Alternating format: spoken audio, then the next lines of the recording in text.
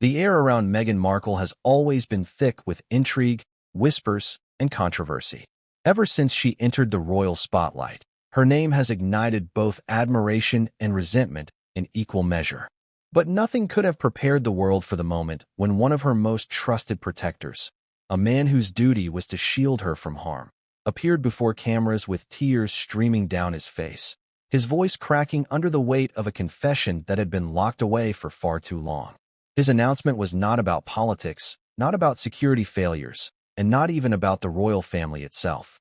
Instead, it was about Meghan, about the person he swore to protect, but who, he claims, turned the sacred vow of protection into a cage of intimacy he never asked for. Why now? Why, after years of silence, would a bodyguard step into the light and risk everything to tell the world this? These are the questions that frame this story. Questions that have no easy answers, but ones that demand to be asked. In the shadows of celebrity, where power and influence blur the lines between loyalty and exploitation, his voice emerges not as an echo of gossip, but as a cry of pain, one that cuts through the glossy images Meghan has carefully cultivated. A cry that forces us to reckon with the uncomfortable reality of how power, privilege, and control can twist even the most professional relationships into something unrecognizable. Before we continue, please hit the like button, subscribe to the channel, and turn on the notification bell for updates. To understand the gravity of this revelation, we must first step back and see Meghan not as the glamorous duchess smiling before flashing cameras, but as a woman who has always been a magnet for narratives. Long before she married Prince Harry, she was already accustomed to playing roles, on screen and in public. Suits gave her a platform, Hollywood gave her connections, and eventually the royal family gave her a crown. But behind those roles lies the question that haunts every story about Meghan Markle. Who is she when the lights go off, when no one is watching, when only the people closest to her bear witness to the person she truly is? And in this case, the person bearing witness was not a family member, not a friend, but a man assigned to guard her life. Imagine the position he was in, sworn to protect her against threats, yet unable to protect himself from the demands he alleges she placed upon him. His tears tell us what words alone cannot. For a man trained to maintain composure, to stand stoic in the face of danger, to cry publicly is not just rare, it is a signal of trauma too deep to remain hidden. His announcement is not just a claim against Meghan. It is a confession of how power can consume a person's soul when they are trapped in silence. The beginning of this story is not in a palace or a courtroom, but in the invisible world of service. Bodyguards are trained to blend in, to become shadows, to never overshadow their clients.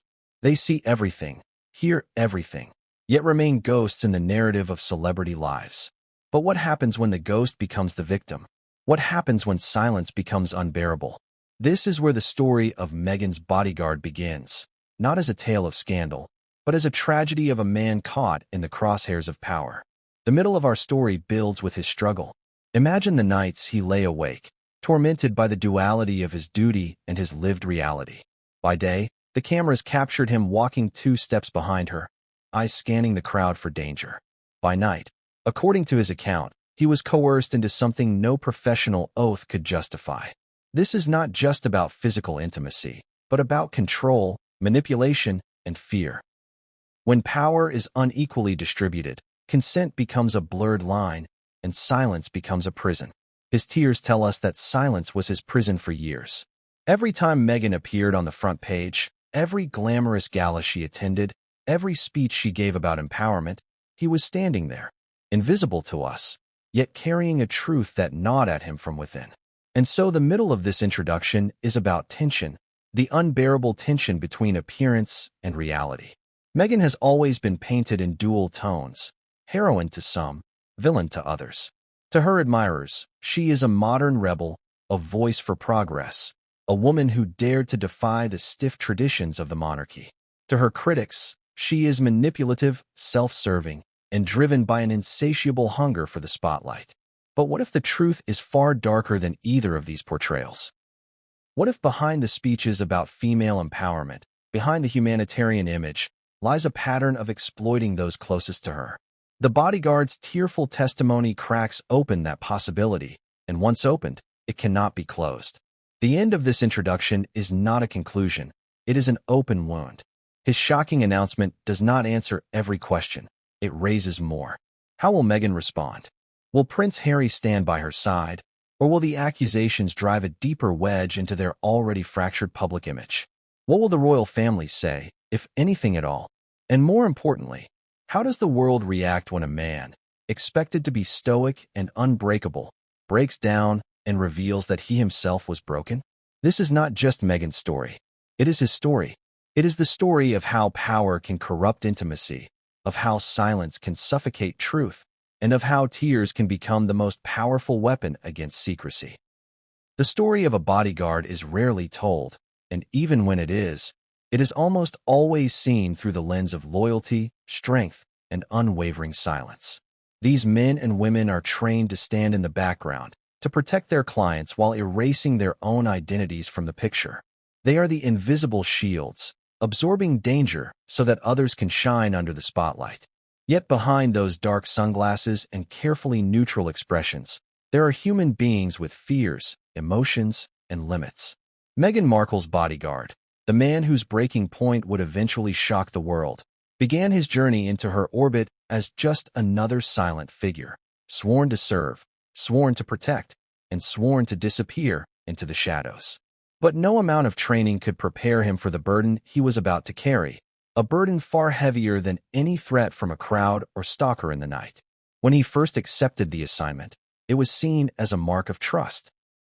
Protecting a royal, and not just any royal but Meghan Markle, a global celebrity, wife to Prince Harry, and one of the most talked about women on the planet, was an honor in itself. The position demanded discipline, discretion, and sacrifice. It meant long hours, constant surveillance, and a life defined by someone else's schedule. Yet he was no stranger to sacrifice. Like many in his line of work, he had a background in military service and private security, environments where loyalty was valued above all else.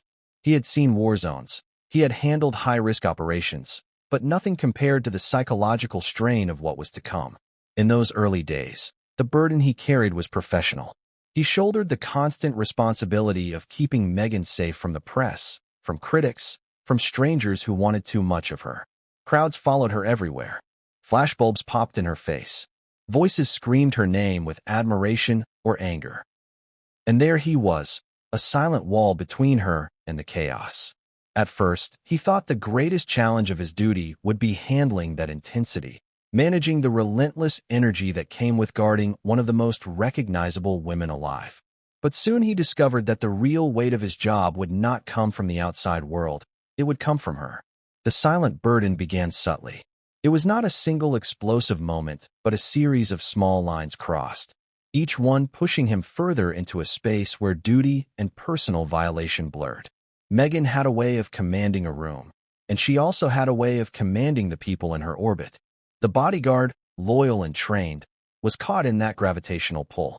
In the beginning, it was framed as closeness, as trust. She would speak to him differently than to the others.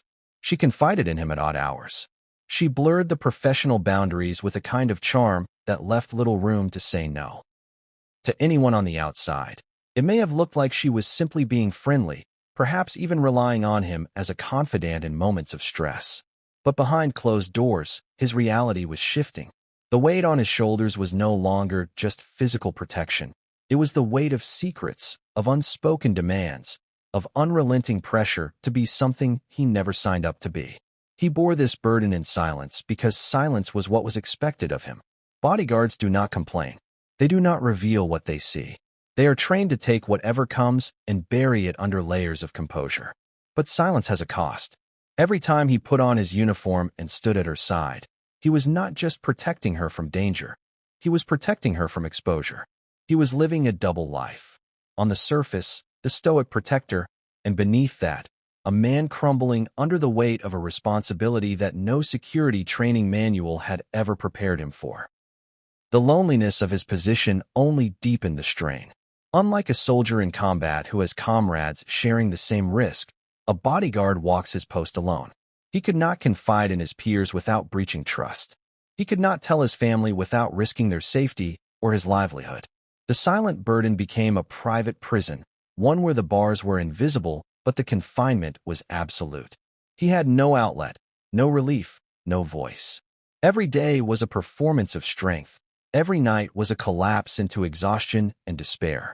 And still, he pressed on, because what choice did he have? To leave would mean questions. To speak out would mean consequences. So he carried the weight alone, his silence both his shield and his curse.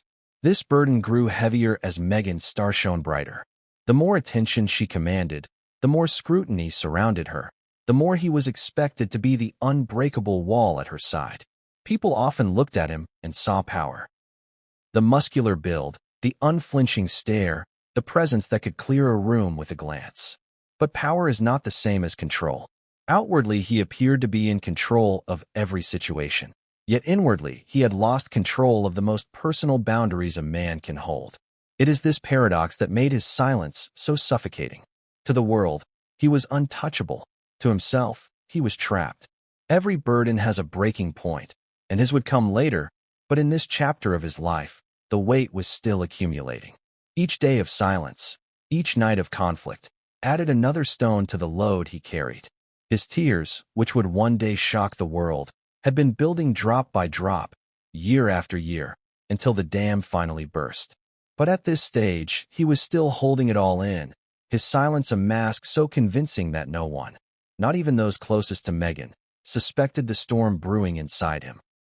To understand the depth of his pain, one must first understand the culture of silence in the bodyguard world. Discretion is not just encouraged, it is mandatory. Breaking silence is seen as betrayal, and betrayal has consequences. Contracts are ironclad, legal threats loom, reputations shatter in seconds. This knowledge kept him bound. He had been conditioned to believe that his suffering was irrelevant compared to the duty of protecting his client. That belief, drilled into him over years of training and service, made him endure what most would have walked away from. But endurance is not the same as strength. Endurance, in his case, was slow self-destruction. From the moment Meghan Markle first entered the royal stage, she cultivated an image that seemed almost untouchable. She was the actress turned duchess, the woman who broke barriers by stepping into a centuries-old monarchy as a biracial American divorcee. Her wedding was broadcast to millions across the world, and her story was framed as a modern fairy tale. Every photograph, every carefully crafted statement, every public appearance was meant to project charm, empowerment, and progress. To many, she was not just a duchess, she was a symbol of change in a family long associated with tradition, whiteness, and rigidity. But while this glamorous image dazzled the public, behind the curtains a much darker and more complicated reality existed, one that only those within her inner circle could see, and one that her bodyguard lived through every single day. The construction of her public image was meticulous. Meghan understood the language of the camera better than most royals because she came from Hollywood, where image is everything. She knew how to tilt her head just so, how to flash a smile that seemed spontaneous but was perfectly calculated, how to wear outfits that blended modern chic with royal respectability. Every move was deliberate. Her supporters saw authenticity. Her critics saw manipulation. But no one saw the woman when the cameras turned off except those tasked with staying close, like her bodyguard. To him, the contrast between the Meghan the world adored and the Meghan he knew behind closed doors was like night and day.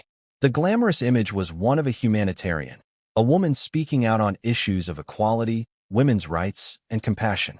She stood on stages across the world, preaching empowerment and independence. She gave interviews about breaking glass ceilings, about how women should never be silenced, about how she had endured racism and sexism and risen above it. These were noble causes, powerful narratives that resonated with millions. But for the bodyguard who stood silently in the background during those speeches, it was a bitter irony. The very woman who told the world that no one should be forced into silence had, according to his claim, forced him into a silence so heavy it nearly broke him. The irony cut deep, and every time the audience erupted into applause for her words, the weight of his unspoken truth grew heavier. This duality, the glamorous image versus the hidden reality, is what made his burden so uniquely cruel. Imagine watching the world praise someone you know in private as entirely different. Imagine standing there, stoic and unflinching, as cameras immortalize moments of triumph, while inside you wrestle with memories of coercion, pressure, and blurred boundaries. It is a psychological torture few could endure, and yet he did, day after day, year after year. His silence became part of her image, because without his silence, the cracks in that carefully constructed persona would have been exposed much sooner. The reality behind the glamour was not glamorous at all. Away from the microphones and flashing cameras, Meghan was described by some insiders as demanding, controlling, and at times ruthless. To the public, she was the victim of royal coldness and tabloid cruelty. To those who worked for her, according to leaks from former staff, she could be the source of pressure and fear. The Bodyguard's account fits into this hidden narrative, the one the public rarely sees, the one that emerges only in hushed whispers and resignation letters. The reality was not the radiant Duchess, but the woman who could allegedly weaponize her influence over those who depended on her. The Bodyguard saw this firsthand. His reality was shaped not by her speeches or her charity work, but by the way she treated him when no one else was looking. It was in the late nights when she blurred lines that should have never been crossed. It was in the moments when his protests were ignored or when his role as protector was twisted into something unrecognizable. Every smile she gave the cameras was, for him, a reminder of the private torment she had imposed on him. He began to see the glamour not as beauty, but as a mask, a carefully painted mask that covered a face he knew all too well. This contrast gnawed at his soul. The glamorous image demanded he play his part as the loyal protector, standing tall and silent, a symbol of her security and power. But the hidden reality was that he was the one who needed protection from the very person he was assigned to safeguard. That contradiction became unbearable. He was the man who stood between Meghan and the world, but no one stood between him and Meghan. The cameras never captured that truth. They captured only the smiling Duchess, never the broken man standing behind her. For the audience watching from afar, it is easy to be captivated by the surface. We see the designer clothes, the grand speeches, the interviews with soft lighting and sympathetic tones. But what we forget is that image is performance, and performance is not always truth. Meghan mastered the performance. She understood better than anyone that narratives are power, and she wielded that power with precision. But the hidden reality, as told by her bodyguard's tears, reveals the cost of that performance. It was not cost-free. It was not harmless. It came at the expense of someone's humanity, someone's dignity, someone's peace of mind. The glamorous image also shielded her from accountability. After all, who would believe a bodyguard over a duchess? Who would dare question the woman who stood at the United Nations and spoke of equality? Who would doubt the victim of so many public attacks from the press? Meghan's public persona created a fortress around her, one so strong that even those who knew the hidden reality hesitated to challenge it. That is why the bodyguard's eventual decision to break his silence carried such weight. He was not just fighting against her personally. He was fighting against an image that had been embraced by millions and defended by powerful institutions. His tears were not just personal. They were political, cultural, symbolic. They shattered the illusion that glamour is always aligned with goodness. As this chapter unfolds, the tension between the glamorous image and the hidden reality sets the stage for the deeper revelations to come. The world loves a fairy tale, but fairy tales often conceal the darkness lurking in the shadows. Meghan's story was sold to us as a fairy tale, but the bodyguard's story tears that facade apart. He reminds us that behind every polished image lies a truth that cannot be hidden forever. His truth is messy, painful, and devastating, but it is also necessary. Without it, we are left only with the glamour, blind to the reality that made him weep. Every story of unraveling begins with small moments, seemingly insignificant at first glance, but, when pieced together, reveal the shape of something far darker. For Meghan Markle's bodyguard, the descent into what he would one day call torment did not begin with loud confrontations or dramatic ultimatums. It began quietly, almost invisibly, in the privacy of rooms where no cameras were present, in whispered exchanges where no microphones could record, and in the subtle shifts of behavior that turned professional boundaries into blurred lines. These first red flags were not explosions, they were whispers. And like whispers, they were easy to dismiss, until the accumulation became deafening. The earliest moments he remembered were framed in the language of trust. Meghan, constantly in the public eye, surrounded by critics and admirers alike, leaned heavily on those closest to her. To the outside world, she projected strength and independence, but behind the scenes she leaned into her staff with a kind of intensity that bordered on dependency. For her bodyguard, this meant more than just ensuring her safety. It meant listening when she wanted to vent after a grueling day of media attention. It meant staying close, even when his official duties did not strictly require it. She began to draw him into her private sphere, step by step, under the guise of trust. At first, he welcomed this. To be trusted by someone of her stature was not a small thing. Most clients kept their guards at arm's length, treating them as little more than hired walls. Meghan was different. She looked into his eyes, spoke his name, and confided in him. This flattered him, and in those early moments, he might have even believed it was a compliment to his professionalism. But what he did not see then was that this trust was the opening act of control, that every inch of closeness she demanded would later become miles of burden he could not escape. The first red flag came in the form of blurred schedules. Meghan would often insist that he stay longer than his contracted hours, asking him to accompany her in situations where no security threat was present. A dinner at home, a private gathering with close friends, even quiet nights where she claimed to feel uneasy. He was expected to be there. The line between duty and personal service was already beginning to fade.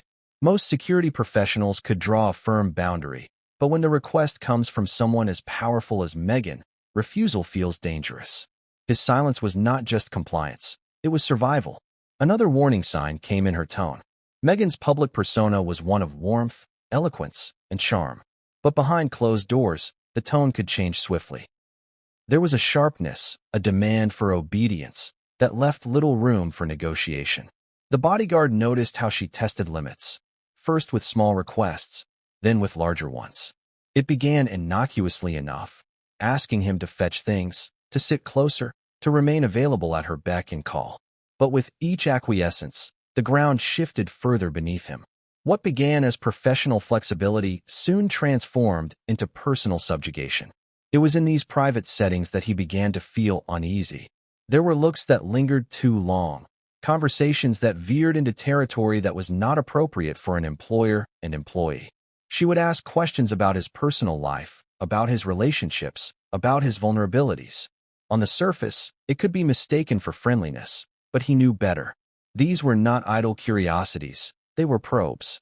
Each answer he gave provided her with more information, more leverage, more ability to shape the dynamic in her favor. It was a subtle kind of dissection, and he felt it, though he could not yet name it. The next red flag came not from her words, but from her actions.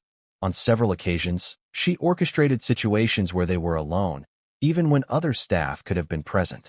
She would dismiss others, leaving him as the sole attendant. In those moments, he felt the shift most acutely. The air was heavier, the boundaries less clear. It was as though she was deliberately testing how far she could push, how much control she truly had over him. He found himself trapped in silence, unwilling to confront her, but deeply unsettled by the direction things were heading. The bodyguard's training told him to compartmentalize, to separate emotion from duty. Yet these red flags made compartmentalization impossible. He was no longer just a guard. He was becoming, against his will, an object of her influence. The conflict inside him grew sharper. On one hand, he had sworn to protect her with his life. On the other hand, he could feel that same life being slowly eroded by her encroachment into his boundaries. It was not a sudden invasion, but a steady drip, one that hollowed him out day by day. Perhaps the most haunting red flag was the isolation.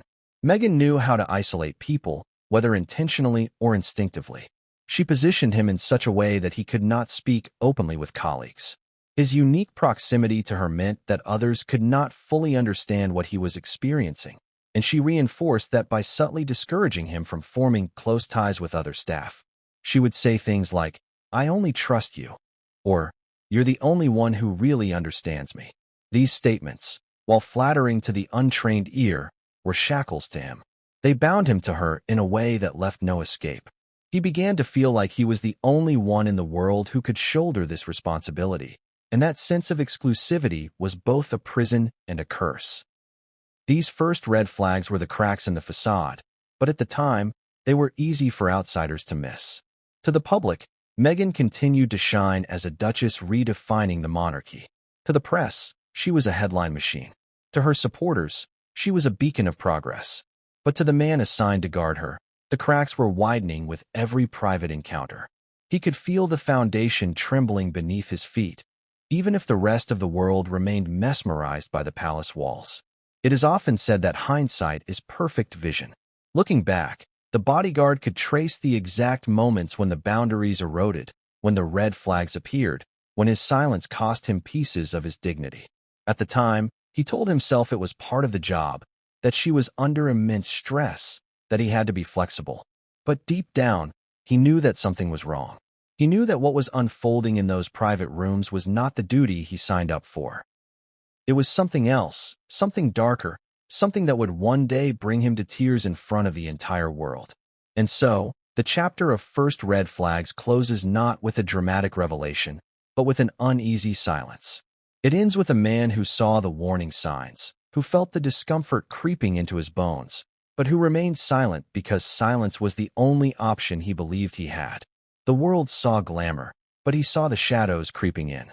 Those shadows would grow darker, the red flags more glaring, until they could no longer be ignored. But in these early days, they were still whispers behind closed doors, whispers that only he could hear. Pressure has a way of creeping into a person's life so quietly that they often do not realize its full weight until they are crushed beneath it. For Meghan Markle's bodyguard, the shift from subtle red flags to outright coercion was not an overnight event. It was a gradual tightening of invisible chains, the slow constriction of freedom disguised as duty, until one day he realized that he was no longer in control of his own choices. This chapter delves into the heart of his claim, the alleged pressure Meghan exerted over him, pressure that turned his professional oath of protection into a personal nightmare. It began with demands that seemed small enough to overlook. A request to stay late, to accompany her to a private dinner when no security threat existed, to wait in her quarters long after official duties had ended. At first, he rationalized it. Meghan was under immense stress, her life consumed by cameras, criticism, and constant scrutiny. He told himself she needed reassurance, that his presence was about comfort and security. But soon, those requests began to take on a different tone. It was no longer about safety, it was about control. The line between his professional role and her personal desires blurred until it no longer existed. The alleged pressure was both emotional and psychological. Meghan knew how to wield her influence, not through screaming or threats, but through carefully constructed manipulations. She would use phrases like, "You're the only one I can trust," or "Don't let me down." These words, seemingly harmless, carried immense weight. They placed him in a position where refusal felt impossible, where saying no felt like betrayal. For a man conditioned by years of training to never fail his client, such words became shackles. He was not just being asked for protection, he was being demanded to surrender his autonomy. The bodyguard described moments when Meghan created scenarios designed to corner him. A late-night call insisting she felt unsafe, only to have the evening drift into conversations and situations that had nothing to do with protection. A quiet gathering where other staff were dismissed, leaving only him behind. Slowly, his role as protector was transformed into something he had never agreed to. What had once been professional duty was twisted into a dynamic where his silence and compliance became the currency she relied on. He could not walk away without risking his job, his reputation, or even his safety.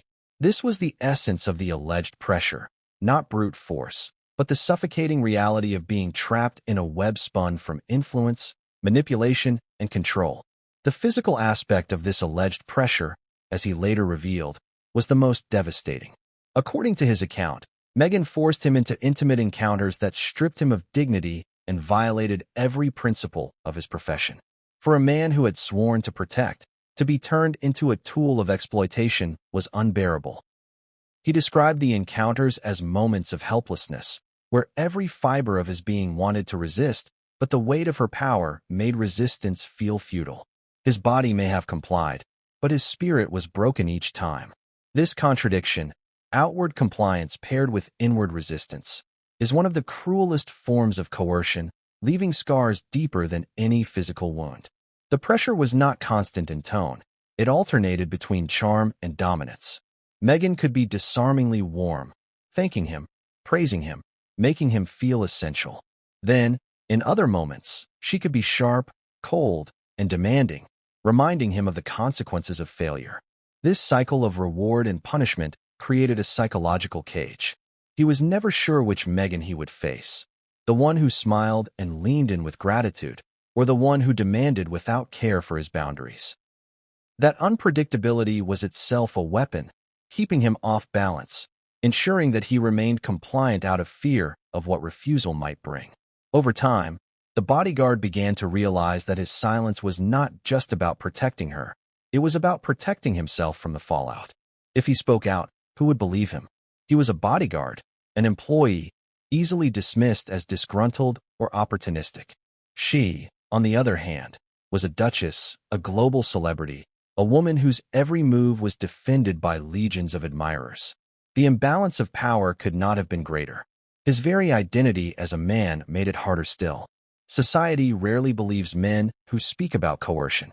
The stigma of male vulnerability kept him trapped, forced to endure the alleged pressure in silence rather than risk ridicule or dismissal. The consequences of this coercion seeped into every corner of his life. Sleep became elusive. He lay awake at night, replaying the moments when he wanted to say no but could not. Guilt gnawed at him. Guilt for his silence. Guilt for his compliance. Guilt for allowing himself to be broken. His sense of self eroded. The man who had once stood tall in combat zones, who had faced physical danger without flinching, now crumbled under the weight of psychological domination. He was no longer a protector. He was a prisoner. What made the alleged pressure even more unbearable was its contrast with Meghan's public speeches. She often stood before crowds speaking about female empowerment, about the importance of consent, about the necessity of giving people a voice. To the bodyguard, these words were knives twisting in his chest. How could the same woman who spoke so eloquently about freedom and empowerment allegedly strip him of his? How could the world cheer for her message while he silently lived its contradiction? This hypocrisy deepened his torment, isolating him further from any sense of justice or relief. The world, of course, remained blind to this reality.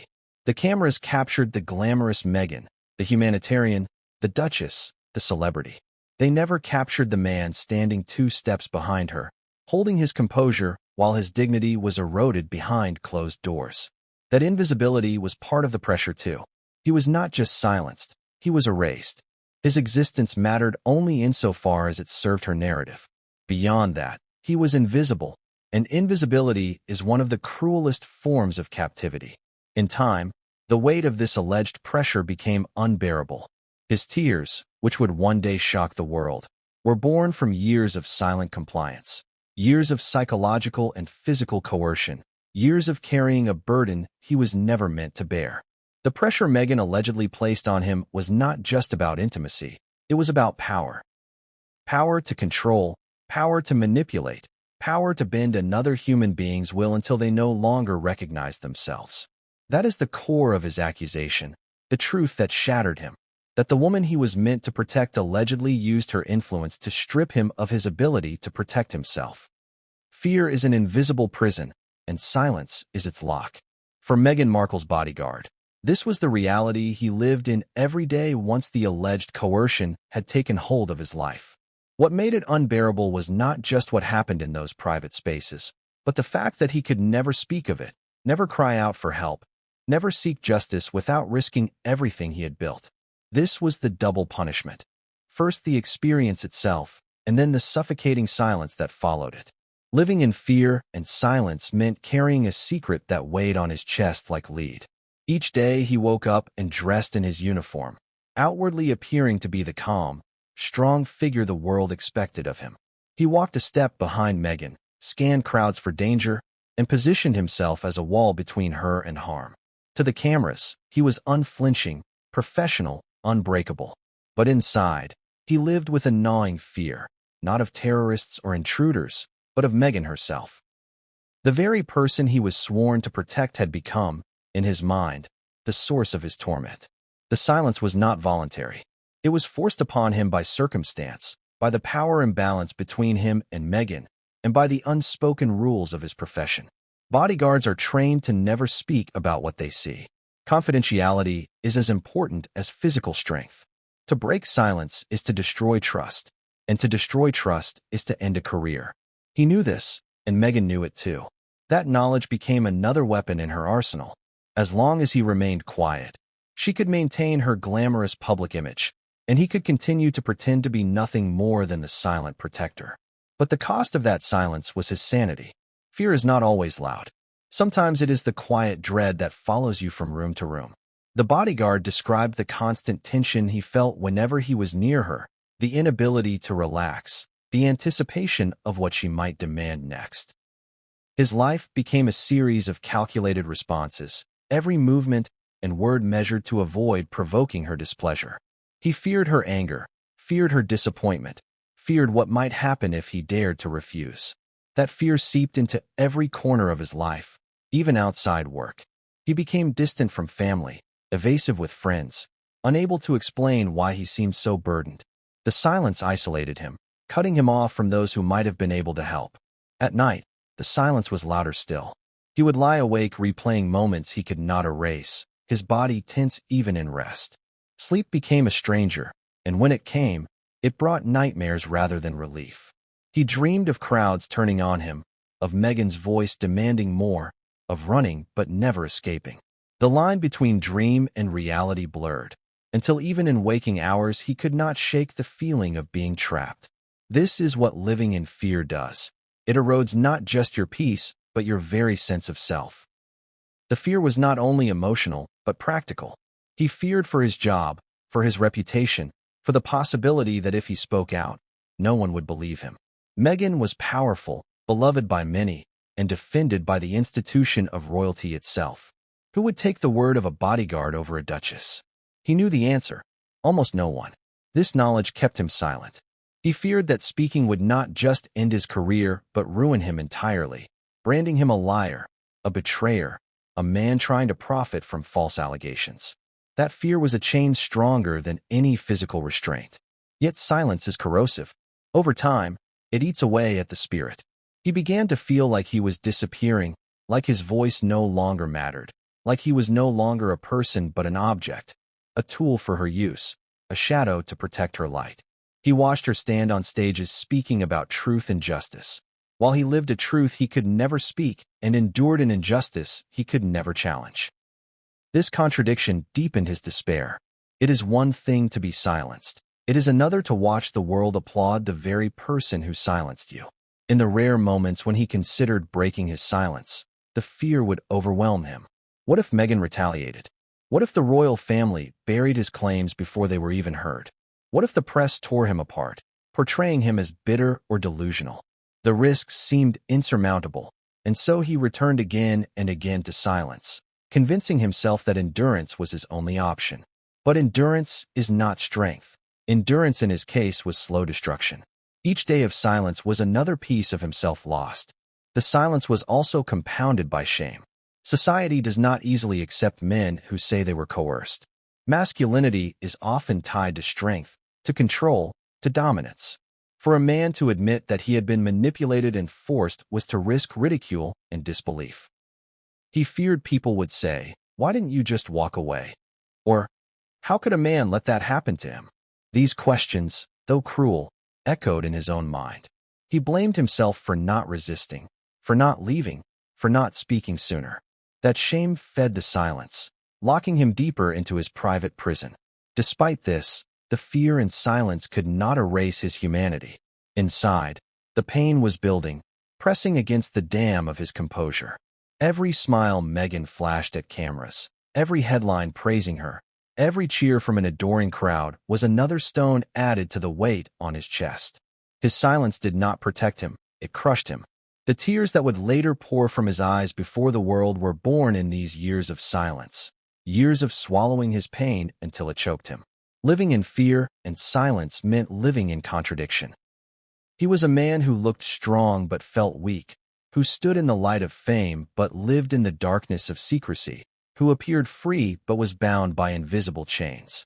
This contradiction defined his existence until the day he finally broke. But for now, in this chapter of his life, he remained trapped, the loyal guard to the world, the silent prisoner to himself. And so, this chapter closes on the suffocating reality of fear and silence. It closes on a man who endured because he felt he had no choice, who carried his burden quietly while the world remained oblivious, who lived each day with the dread of what might come next, and each night with the echoes of what had already happened. Fear kept him silent, and silence kept him afraid.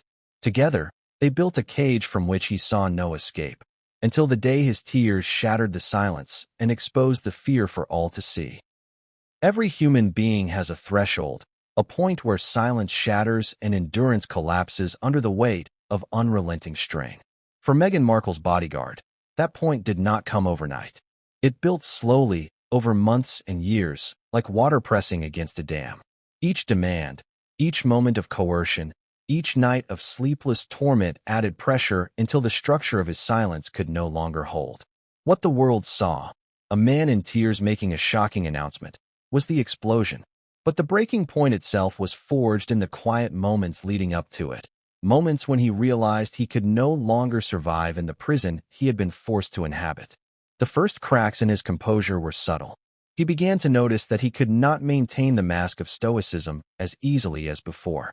His colleagues, though unaware of the true cause, remarked on how tired he looked, how the spark of confidence he once carried seemed dimmer.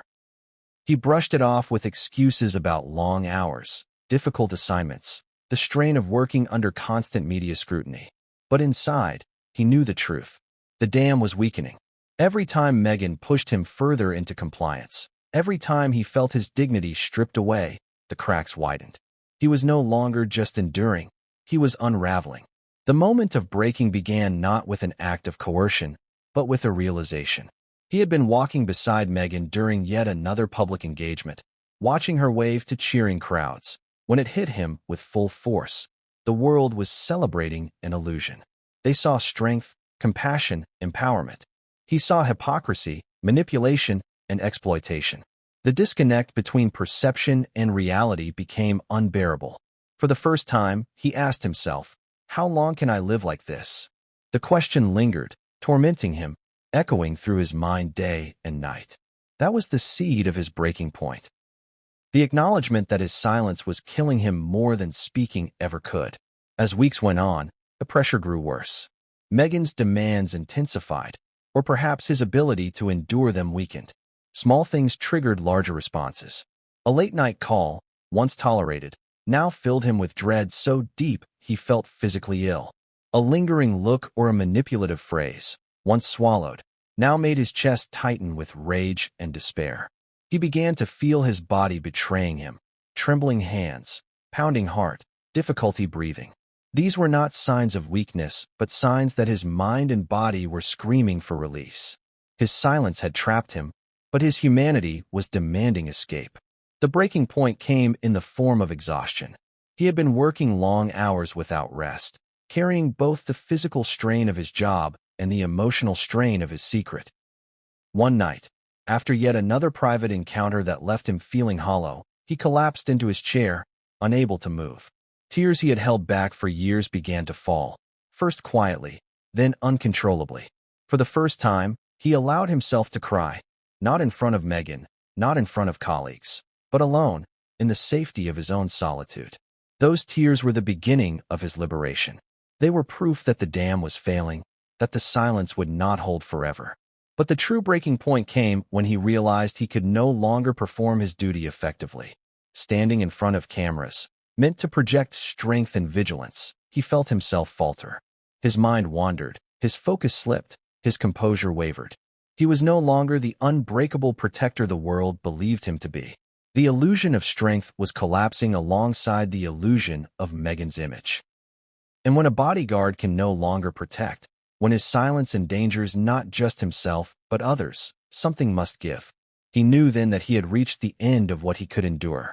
The moment he chose to break his silence was not planned. It was raw, emotional, unfiltered. Faced with questions he could no longer dodge, overwhelmed by the weight of years of suppression, he opened his mouth and spoke. The words tumbled out with tears, each syllable a release of pain long buried. He admitted what had happened, admitted the pressure, admitted the torment. It was not polished, not strategic, not rehearsed. It was human, a man finally confessing the truth that had consumed him, no matter the cost. What made the breaking point so powerful was its vulnerability. Society expects men, especially those in roles of strength like bodyguards, to remain stoic, unemotional, impenetrable. To see one cry openly, to see one confess to coercion and exploitation, shattered that expectation. His tears carried more weight than any legal statement or press release could have.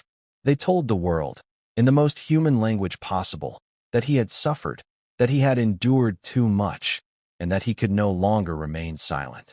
The aftermath of his breaking point was chaotic, but also liberating. For the first time in years, he felt the weight lift slightly from his chest. Speaking did not erase the trauma, but it cracked open the prison of silence. The fear remained.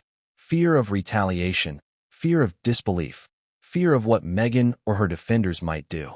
But alongside that fear was relief, the relief of no longer being the sole keeper of his pain. His tears had transferred some of the burden to the world, forcing others to confront what he had carried alone. The breaking point also exposed the fragility of Meghan's carefully constructed image. The world could no longer look at her without remembering the tears of the man who had stood at her side. His breaking point became a mirror, reflecting the hidden reality behind the glamour she projected. For supporters, it raised uncomfortable questions. For critics, it confirmed long-held suspicions. For the bodyguard himself, it was simply survival, the only way to free himself from the silence that had consumed him. In truth, the breaking point was not just about Meghan. It was about the universal struggle of people trapped in silence, forced to endure exploitation, manipulation, or abuse without a voice. His tears resonated because they were not just his. They symbolized the pain of countless others who had been silenced by fear, power, or shame. In breaking, he gave voice to more than his own suffering. He gave voice to a human truth, that silence kills, and that breaking it, though terrifying, can also be the first step toward healing. And so, the chapter of Breaking Point closes with an image the world will not forget. A man once seen as unbreakable, reduced to tears, his voice trembling as he revealed the truth he could no longer contain. It was the moment his silence ended and his story truly began. The breaking point was not weakness. It was the ultimate act of strength, the courage to speak when everything in the world told him to stay quiet. When the bodyguard's words finally spilled into the open, the world did not react with silence. It reacted with shockwaves. His confession, tearful, trembling, and devastatingly raw, was unlike anything the public had expected. For years, Meghan Markle had been a polarizing figure, admired by millions and criticized by just as many, but never had the narrative surrounding her reached such a personal and visceral level. The fallout from his revelation was immediate, and it spread like wildfire across headlines, social media, and whispered conversations in every corner of the globe. The first wave came from the press. Journalists, always eager for a new scandal involving the royals or their extended circle, latched onto the story with fervor. Major outlets ran with headlines emphasizing his tears, his pain, and the explosive nature of his claims. Images of Meghan at glamorous events were now paired with clips of her bodyguard breaking down, creating a jarring contrast the public could not ignore. The media framed the story as more than just a scandal. It was a narrative of power, exploitation, and betrayal. The world loves a fairy tale, but it loves even more the unmasking of a fairy tale's darker underside. This was exactly that moment. The public reaction was divided, as it always is with Meghan. Supporters were quick to question the bodyguard's motives. Why now, after so many years? Was he being paid by someone to tarnish her reputation? Was this yet another example of people targeting Meghan because of her race, her background, or her refusal to conform to royal tradition? Social media hashtags sprang up in her defense, with loyal fans insisting the bodyguard was either lying or exaggerating. Some claimed he was just another in a long line of individuals who had sought to profit from Meghan's fame. But the other side of the reaction was equally powerful. Critics of Meghan, who had long accused her of manipulation and control, seized upon the revelation as confirmation of everything they had suspected. To them, the bodyguard's tears were proof that her carefully constructed image of kindness and compassion was nothing more than a mask. Online forums erupted with discussions about her alleged treatment of staff, drawing connections between his story and the many rumors of aides resigning under mysterious circumstances during her time as a working royal. For these critics, the breaking point of the bodyguard was not an isolated incident, but part of a larger pattern. Caught in the middle of this storm was Prince Harry. Speculation about his reaction dominated coverage. Some suggested he would defend Meghan at all costs, just as he had done in the past whenever she was attacked by the press. Others wondered whether this revelation might finally force him to confront the darker side of his wife's behavior, whether it might open cracks in the united front they had worked so hard to present. Images of Harry at recent events were scrutinized endlessly for signs of stress, guilt, or denial. His silence, whether intentional or simply a result of shock, only added fuel to the fire. The royal family, too, was thrust into the spotlight once again. For years, they had endured Meghan's accusations of coldness and racism, as well as Harry's explosive criticisms in interviews and memoirs. Now, with a bodyguard stepping forward in such a dramatic way, the tables seemed to turn. The monarchy's critics argued that this was proof the palace had failed to protect those in Meghan's service, while royalists claimed it showed Meghan was the true source of toxicity all along. The palace itself, as expected, remained silent. But silence, in this case, spoke volumes.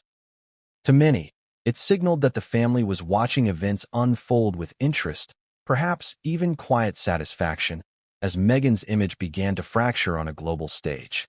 Beyond the royals and the press, the bodyguard's revelation struck a chord in society at large. Conversations about male victims of coercion and abuse suddenly gained traction. Advocacy groups, psychologists, and commentators began weighing in, pointing out that his tears highlighted a subject too often ignored, that men, even strong men in positions of perceived authority, can be victims too. This broader narrative gave his story even more weight, transforming it from a scandal about Meghan Markle into a cultural moment about gender, power, and silence. The fallout also had personal consequences for the bodyguard himself. While many sympathized with his pain, others attacked his credibility, dredging up his past, questioning his motives, and accusing him of betrayal. Living through the public fallout was almost as painful as the silence he had endured before. But he stood by his words, knowing that once the truth was spoken, there was no turning back. His tears had already traveled the world. His story could not be contained. For Meghan, the fallout was a crisis unlike any she had faced before.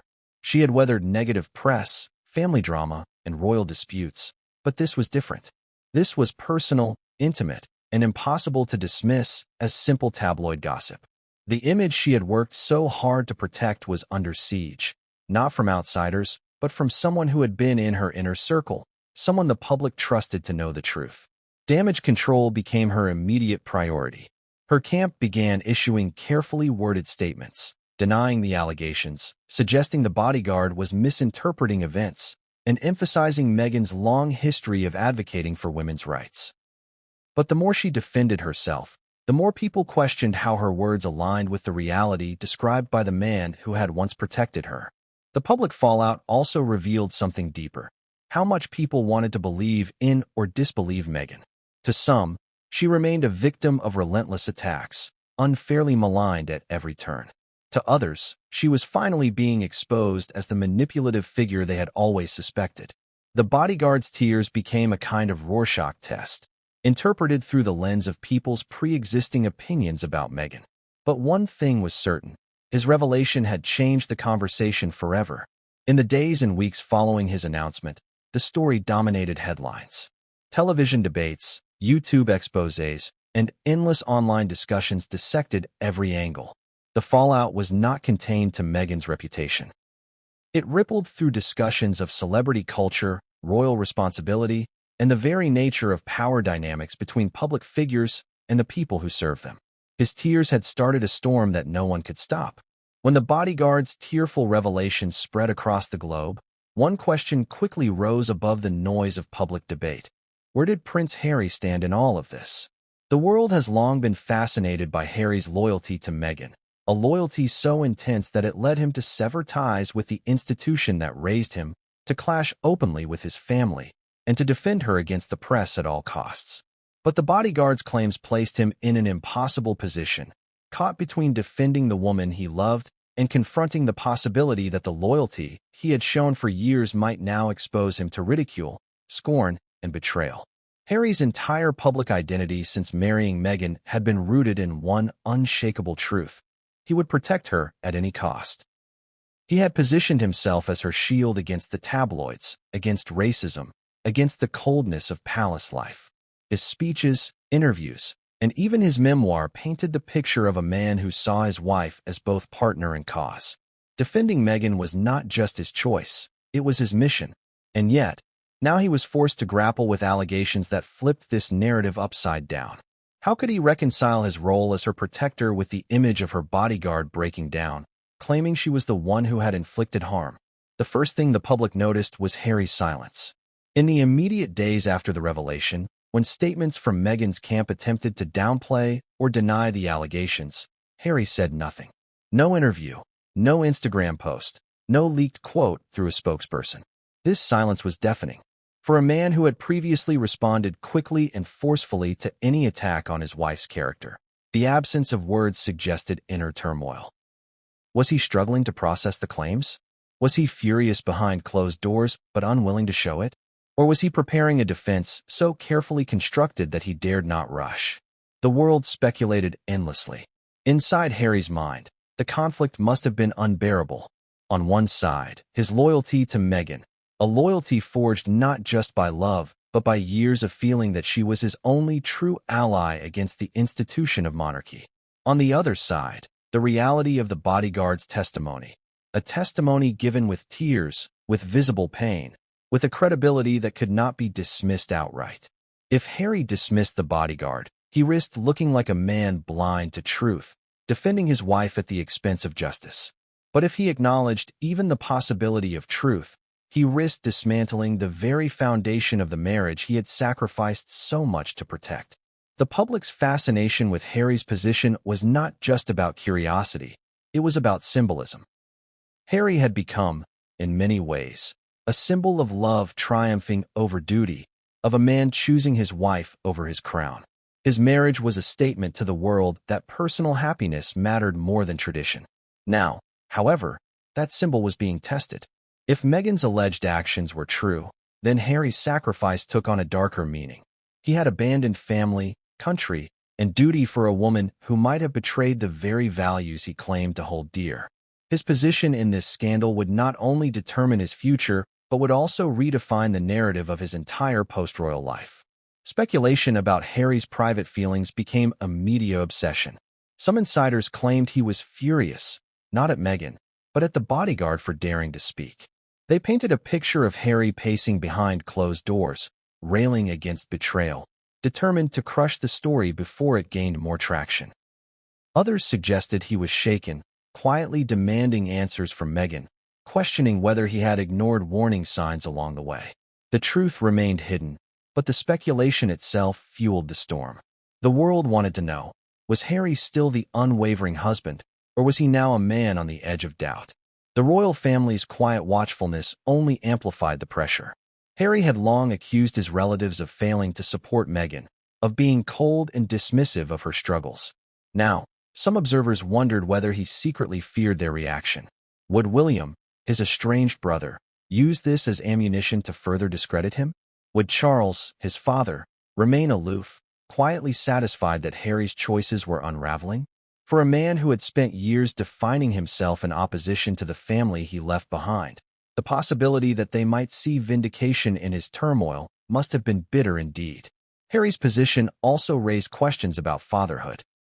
As a father to two young children, how would he reconcile the allegations against Meghan with his responsibility to protect Archie and Lilibet? If he truly believed the bodyguard's claims, what did that mean for the environment in which his children were being raised? Could he ignore the possibility of harm, or would he be forced to confront it, even if it meant standing against the woman he loved? These were not just public relations questions. They were existential questions about loyalty, family, and responsibility. Beyond the personal, Harry also had to consider the political. He and Meghan had built a brand on being advocates for justice, compassion, and empowerment. They had positioned themselves as modern leaders, unafraid to challenge old systems of power. But the bodyguard's allegations threatened to unravel that brand. If Harry defended Meghan without question, he risked looking like a hypocrite, a man blind to the suffering of others when it touched too close to home. If he distanced himself, he risked destroying the very partnership that gave him purpose after leaving the monarchy. Either choice carried devastating consequences for his public image and their joint ventures. The breaking point for Harry may not have come in the form of tears, but his silence spoke volumes. It suggested a man caught in the most impossible of positions, to stand by his wife or to stand by the truth. To the public, his position became a mirror of their own biases. Those who supported Meghan saw his silence as loyalty, as proof that he believed in her innocence. Those who doubted her saw his silence as guilt, as proof that even Harry could not deny the cracks in her story. In either case, Harry's position became one of the most scrutinized elements of the entire fallout. The tragedy of Harry's position lies in its inevitability. From the moment he chose Meghan over the crown, he bound his fate to hers. Every triumph she enjoyed became his triumph. Every scandal she endured became his scandal. The bodyguard's revelation was no exception. Harry could not escape it, could not separate himself from it, could not pretend it was merely her problem. It was his problem too, and how he chose to respond would shape not only their marriage but the legacy he had tried to build after leaving the monarchy. And so this chapter closes on an image of Harry caught in the crossfire of love and truth. His position was not just that of a husband defending his wife. It was the position of a man who had staked his entire identity on her, now forced to confront whether that identity could survive the weight of her alleged actions. The world waited, watching, speculating, dissecting every silence, every glance, every move. For the bodyguard, speaking out was liberation. For Harry, it was entrapment, a reminder that loyalty can be both the noblest of virtues and the heaviest of chains. Whenever controversy surrounds Meghan Markle, the royal family's shadow looms large over it. For years, her relationship with the monarchy has been the backdrop against which every scandal, every headline, and every personal revelation is measured. The bodyguard's shocking confession did not exist in isolation. It instantly became tied to the larger narrative of the Windsors, a family whose history is riddled with secrets, betrayals, and public reckonings. And in this particular storm, the monarchy's silence carried just as much weight as anything Meghan or her defenders could say. The royal family has long operated with an unofficial motto: never complain, never explain. It is a strategy of survival, one that has allowed them to weather crises for centuries.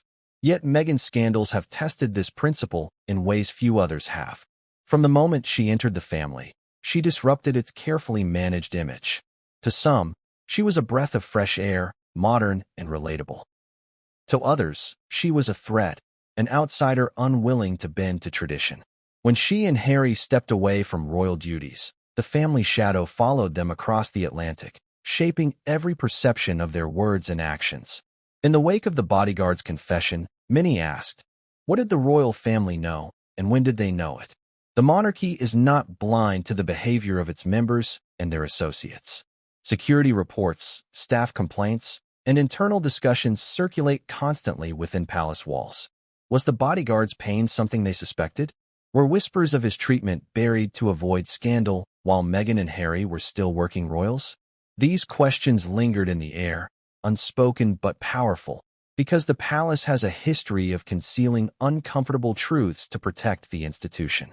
Comparisons to past royal scandals surfaced almost immediately. Princess Diana's struggles with the press and her marriage were revisited in the public's mind. Prince Andrew's disgrace over his associations with Jeffrey Epstein was raised as a reminder of how the monarchy often distances itself from accountability.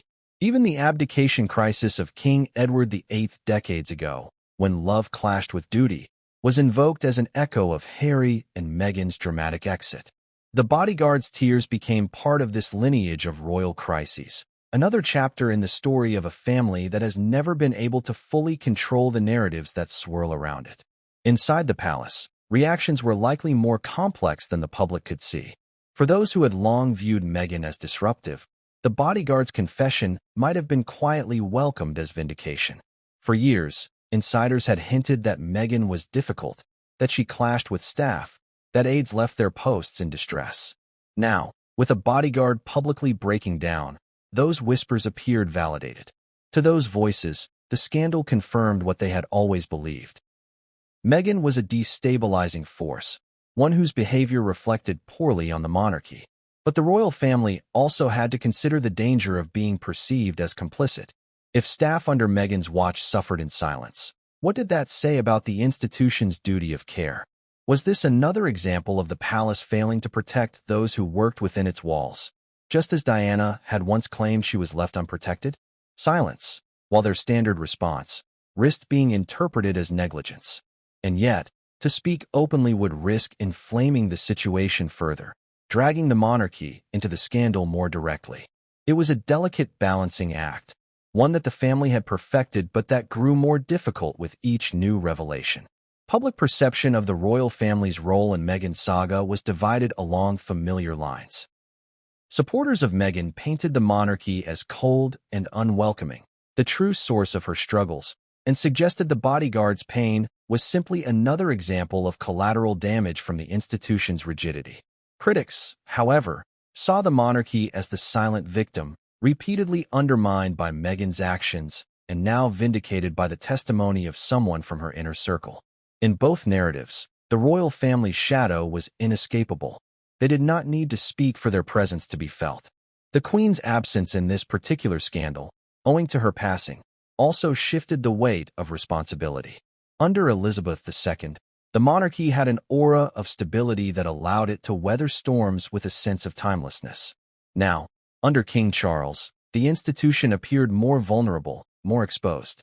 Charles's own controversies, from accusations about finances to strained relationships with his children, meant the monarchy could not afford another major scandal. The Bodyguard's confession, though focused on Meghan, threatened to cast yet another shadow over the family's global reputation. Prince William's position added another layer of intrigue. His strained relationship with Harry had already become one of the most public family feuds in modern royal history. With the Bodyguard story making headlines, speculation swirled about William's private reaction. Did he see it as proof that his brother's choices had been disastrous? Did he feel pity for the man caught in Meghan's orbit? Or did he simply view it as one more tragedy in a saga that had already divided his family beyond repair? Whatever his feelings, the public could not help but imagine him shaking his head in grim satisfaction, seeing his warnings about Meghan allegedly come true. The Bodyguard's tears also reopened the debate about how the monarchy manages its staff. Over the years, there have been repeated reports of palace aides being pushed to their limits, suffering under the pressures of serving royals who demanded perfection. Meghan was not the first to be accused of mistreating staff, but the emotional rawness of the Bodyguard's confession gave the issue new urgency. If even the protectors, the strongest and most disciplined among staff, could be broken, what did that say about the environment surrounding high-profile royals? Beyond the palace walls, the monarchy's shadow influenced how the story spread internationally. In America, where Meghan and Harry had relocated, the scandal was framed through the lens of celebrity culture, with commentators debating the hypocrisy of her image. In Britain, however, the story was inseparable from the monarchy. To the British public, Meghan was not just an actress or a philanthropist. She was part of the royal narrative, for better or worse. Her scandals, therefore, reflected on the crown, even when the palace itself remained silent. The royal family's shadow over the scandal also carried a sense of inevitability. Every revelation about Meghan or Harry eventually circles back to questions of monarchy, tradition, and legacy. This is the burden of being tied to the crown. No personal story is ever just personal. The Bodyguard's tears, though deeply individual, became part of the collective memory of the Windsor family's modern struggles. His confession was not only about Meghan. It was about the institution she had joined, disrupted, and left behind, and about how its shadow continues to shape every story linked to her. When the Bodyguard's tearful revelation broke into the public domain, it was no longer just a matter of personal testimony versus public image. The moment his words were broadcast, experts of every kind, psychologists, legal analysts, royal commentators, and insiders from the security industry, stepped forward to dissect what had happened. Their voices added weight, complexity, and sometimes controversy to the story, framing it as more than gossip and giving it the gravity of a cultural case study. The first voices to emerge were psychologists, who examined the Bodyguard's visible breakdown. To them, his tears were not staged or performative. They were evidence of trauma long suppressed. Specialists in coercion and abuse dynamics pointed out how power imbalances make resistance nearly impossible. In the Bodyguard's case, Meghan's status as both his employer and a global celebrity created a situation where saying no was more than difficult. It was dangerous. The experts explained that coercion rarely looks like outright force. More often, it is about subtle manipulations, emotional leverage, and the steady erosion of boundaries until compliance becomes the path of least harm. His testimony, paired with his emotional state, was textbook for someone living under prolonged psychological pressure. Experts on gender and power were quick to highlight another aspect: the stigma of male victimhood. Society is far more accustomed to narratives where women are the victims of coercion and men the perpetrators. The Bodyguard's confession disrupted that expectation. Psychologists noted that this stigma may have kept him silent for years. Admitting vulnerability, especially as a man trained to project strength, is excruciating. The fact that he broke down publicly was framed by some as a courageous act, one that might encourage other men to speak about their experiences. In this sense, experts argued, his tears carried significance far beyond Meghan Markle. They opened the door to a broader conversation about overlooked victims. Legal analysts joined the discussion, exploring what implications his claims could carry in court. Some pointed out that non-disclosure agreements, common in the world of celebrity protection, might limit what he could legally say. Others speculated that if evidence or corroborating witnesses surfaced, Meghan could face legal consequences, not just reputational ones. The Bodyguard's emotional testimony might not be enough for a courtroom, but combined with patterns of staff resignations and prior rumors of Meghan's behavior toward aides, legal experts said a case could potentially be built. At the very least, they argued, his claims would complicate Meghan's ongoing brand partnerships and public speaking engagements, which relied heavily on her image as an advocate for compassion and justice. Security industry insiders also weighed in, with many describing his account as disturbingly believable. Former royal protection officers explain the unique vulnerabilities of bodyguards. They are physically present in the most private spaces of their clients' lives, often isolated from peers and bound by confidentiality. This proximity creates an environment ripe for boundary violations if a client chooses to exploit it. Several retired officers stated that the Bodyguard's testimony rang true precisely because of these dynamics. One even noted, "We always say in the industry, you see everything and say nothing. But sometimes saying nothing destroys you." His confession resonated deeply with those who had walked the same tightrope of loyalty and silence. Meanwhile, royal commentators put the Bodyguard's claims into the broader context of the Windsor family saga. Some argued that this was the most damaging scandal yet for Meghan, not because of what was said, but because of who said it. This was not a tabloid journalist, a distant relative, or a nameless critic online. This was a man from her inner circle, a man who had stood beside her in public, whose entire role was built on trust. To have such a figure break down in tears and confess to being coerced was a narrative shift that no PR strategy could easily counter. It painted Meghan not as the eternal victim she had often portrayed herself, but as the perpetrator of harm. Others in the commentary world took a more cautious approach, noting that royal scandals often thrive on sensationalism. They urged people to remember that allegations, no matter how emotional, require evidence. They warned against letting the spectacle of tears cloud judgment, reminding audiences that truth is rarely simple in the world of monarchy and celebrity. This skepticism did not diminish the impact of the bodyguard's words, but it added layers of doubt and debate, ensuring that the conversation remained polarized. Sociologists also found meaning in the scandal, calling it a mirror of our culture's obsession with power and image. Meghan's entire public identity was built on narratives of breaking free from oppressive structures, of challenging the monarchy's cold traditions. Yet here was a story suggesting that she herself had created a private hierarchy where another human being felt trapped and voiceless. To sociologists, this contradiction revealed the fragility of public personas. They pointed out that society has a tendency to elevate individuals into symbols, Meghan as the symbol of modernity, of resistance, of female empowerment. But that symbols are dangerous when they obscure the human complexities underneath. Even media ethicists stepped forward, discussing how the press should handle such explosive allegations. Was it ethical to amplify his confession without corroborating evidence? Did the emotional impact of his tears risk sensationalizing his pain rather than contextualizing it? Some argued that his testimony deserved to be reported because of its cultural importance, while others worried it could become tabloid fodder that overshadowed the deeper issues of coercion, gender, and silence. The debate highlighted the delicate line between exposing injustice and exploiting it for clicks. Through all these expert takes, one theme emerged consistently: the power of vulnerability.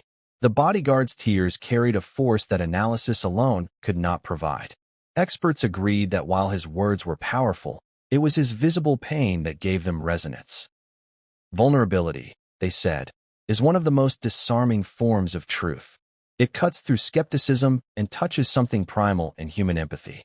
Whether people believed every detail of his story or not, they could not ignore the image of a man, trained to be stoic and strong, breaking down before the world. The expert analyses also had practical consequences. They influenced how the public interpreted the scandal, how organizations responded to Meghan, and how future bodyguards and staff might approach their roles. Advocacy groups for workplace rights began citing his case as evidence that even those in positions of physical power can be exploited. Campaigns emerged calling for stronger protections for employees in celebrity households, where the line between work and personal life often disappears. His story, through the lens of expert voices, became not just about Meghan, but about a systemic issue in industries built on secrecy and loyalty. As the commentary unfolded, Meghan's defenders tried to counter with their own experts, voices who argued that the bodyguard might have been under stress unrelated to Meghan, that his tears could reflect broader mental health struggles rather than direct coercion. But these defenses struggled to gain traction. The emotional impact of his confession, reinforced by the analyses of psychologists, security professionals, and advocates, proved too strong. The narrative had shifted, and once shifted, it could not easily be turned back. And so, this chapter of expert takes reveals how the bodyguard's tears became more than personal. They became a subject of study, debate, and cultural reflection. His story was no longer just about him and Meghan. It was about gender roles, power dynamics, workplace ethics, media responsibility, and the fragility of image in the modern world. The experts did not speak with one voice, but together they amplified the significance of what had happened, ensuring it would not fade quickly from public memory. The moment the bodyguard's confession reverberated across the media landscape, it ignited a storm of opinions. His tears did not just tell his story, they invited the world to take sides. Some saw in him the courage of a man who had endured too much and finally found his voice. Others questioned his motives, wondering whether there was more behind his decision to go public than raw truth. Support and skepticism became two parallel forces, pulling at the narrative until it became not only a personal revelation, but also a societal referendum on trust, loyalty, and belief. The first wave of support came from ordinary people. Social media platforms flooded with comments from men and women alike who admitted his story resonated with them. Survivors of coercion and abuse, many of whom had lived in silence for years, saw his tears as validation.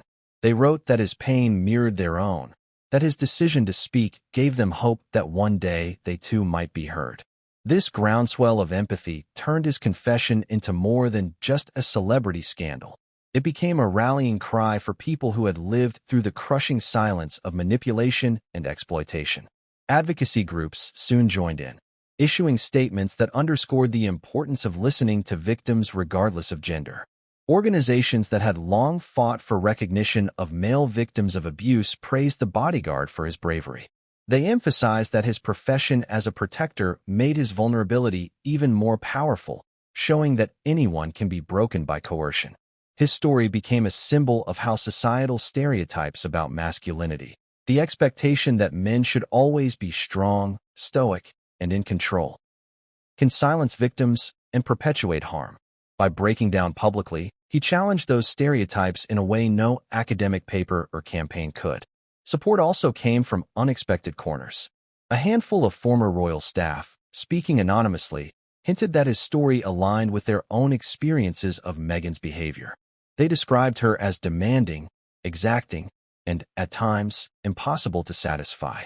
Though their accounts did not match the level of coercion he alleged, their words added credibility to the picture of a workplace environment where pressure and fear were constant companions. These voices, though quiet, contributed to a growing sense that the bodyguard was not an outlier but part of a broader pattern. Yet skepticism was just as loud, if not louder.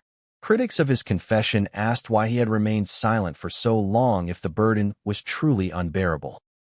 They questioned the timing of his revelation, suggesting it might have been orchestrated for maximum impact, perhaps even for financial gain.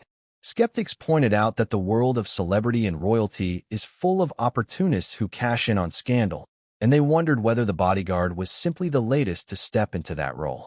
To them, his tears were not proof of truth, but a performance designed to manipulate public sympathy. Some defenders of Meghan went further, framing his claims as part of a larger campaign to discredit her. They argued that ever since she entered the royal family, she had been unfairly targeted by the press, by palace insiders, and by a public unwilling to accept her as a legitimate member of the monarchy. In this view, the bodyguard story was just another weapon in a long war against her, a war rooted in racism, sexism, and resistance to change. These voices insisted that Meghan was once again being unfairly maligned, her image tarnished by people who could not stand to see her succeed. Others questioned the bodyguard's credibility based on his role. A bodyguard, they argued, is not meant to become part of the story. His duty was to protect, not to judge, and certainly not to expose. By breaking his silence, skeptics claimed, he had betrayed the very trust that defined his profession. If he could betray Meghan, what stopped him from betraying others in the future? This argument framed him not as a victim, but as an unreliable narrator whose words should be taken with caution. The media amplified both sides of the debate. Some outlets leaned heavily into his pain, publishing sympathetic profiles and interviews with experts who affirmed his credibility. Others took a more critical approach, highlighting Meghan's defenders and raising questions about the lack of hard evidence behind his claims. The split reflected the broader cultural divide around Meghan herself, adored by some, despised by others. His confession became the latest battlefield in a war of narratives, each side seeing in it confirmation of what they already believed. In the midst of this, neutral observers tried to parse truth from emotion. They noted that while his testimony was powerful, it was also deeply subjective. Memory, trauma, and perception are complex, they argued, and what one person experiences as coercion, another might see as blurred boundaries. This perspective did not dismiss his pain but placed it in a broader context, suggesting that the full truth might be more complicated than either side was willing to admit. The bodyguard himself became aware of the split in opinion. He saw the support, the messages of solidarity, the gratitude from people who felt heard through his story. But he also felt the sting of skepticism, the accusations that he was lying, exaggerating, or motivated by revenge. Living through this duality was not easy. Speaking out had freed him from silence, but it had also thrust him into a new kind of prison, one where every word he said was dissected and every motive questioned. What made the debate especially intense was the fact that both support and skepticism touched on larger cultural issues. Supporters framed his story as a breakthrough in acknowledging male victims and challenging societal norms. Skeptics framed it as a cautionary tale about the dangers of believing accusations without evidence, especially when reputations and careers are at stake. The tension between these two perspectives ensured that the conversation did not fade quickly. Instead, it grew, feeding into broader discussions about gender, power, and truth in the age of celebrity. As the weeks passed, the voices of support and skepticism began to shape Meghan's future as much as the Bodyguard's. Supporters of the Bodyguard pushed for accountability, for Meghan to answer the claims directly. Skeptics rallied to her defense, painting her as the target of yet another smear campaign.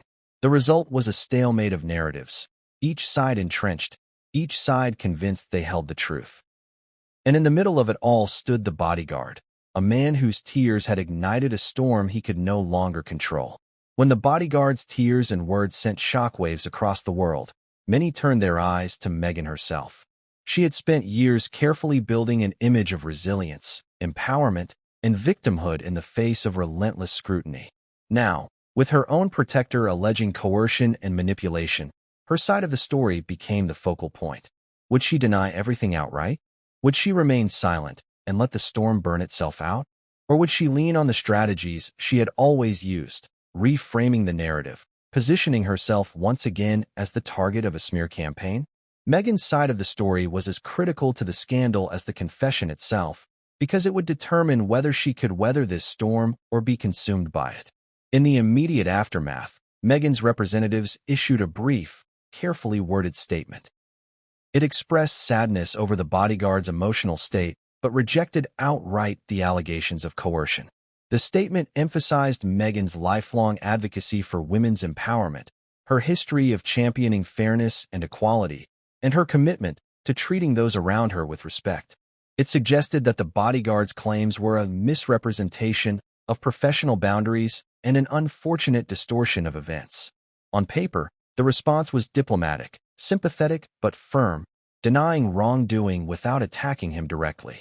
Yet to many observers, it felt rehearsed, another piece of the polished PR machine that had followed Meghan since she entered the royal spotlight. Privately, however, Meghan's reaction was said to be far less composed. Reports from those close to her described anger, disbelief, and a sense of betrayal. She had trusted this man, allowed him into her private world, and now he had turned against her in the most public and devastating way possible. Friends close to her suggested she believed he was being manipulated by larger forces, perhaps by the media, perhaps by those within royal circles still intent on discrediting her and Harry. Meghan's side of the story, then, was not just about denying the allegations. It was about reframing the scandal as yet another attack in a long war against her character. This framing quickly became evident in interviews she granted to sympathetic outlets. While she avoided discussing the Bodyguard directly, Meghan leaned heavily on familiar themes: the cruelty of the press, the racism and misogyny she had endured, the loneliness of being an outsider in the royal family. She spoke about how powerful institutions feared her independence and sought to undermine her at every turn. Without naming him, she implied that the Bodyguard's claims were part of a pattern of attempts to silence or smear her. To her supporters, this made sense. Meghan had always been portrayed as a disruptor, someone who challenged entrenched power structures, and disruptors are often targeted. Her side of the story resonated with those who already saw her as a victim of systemic hostility. Still, Meghan's response raised questions.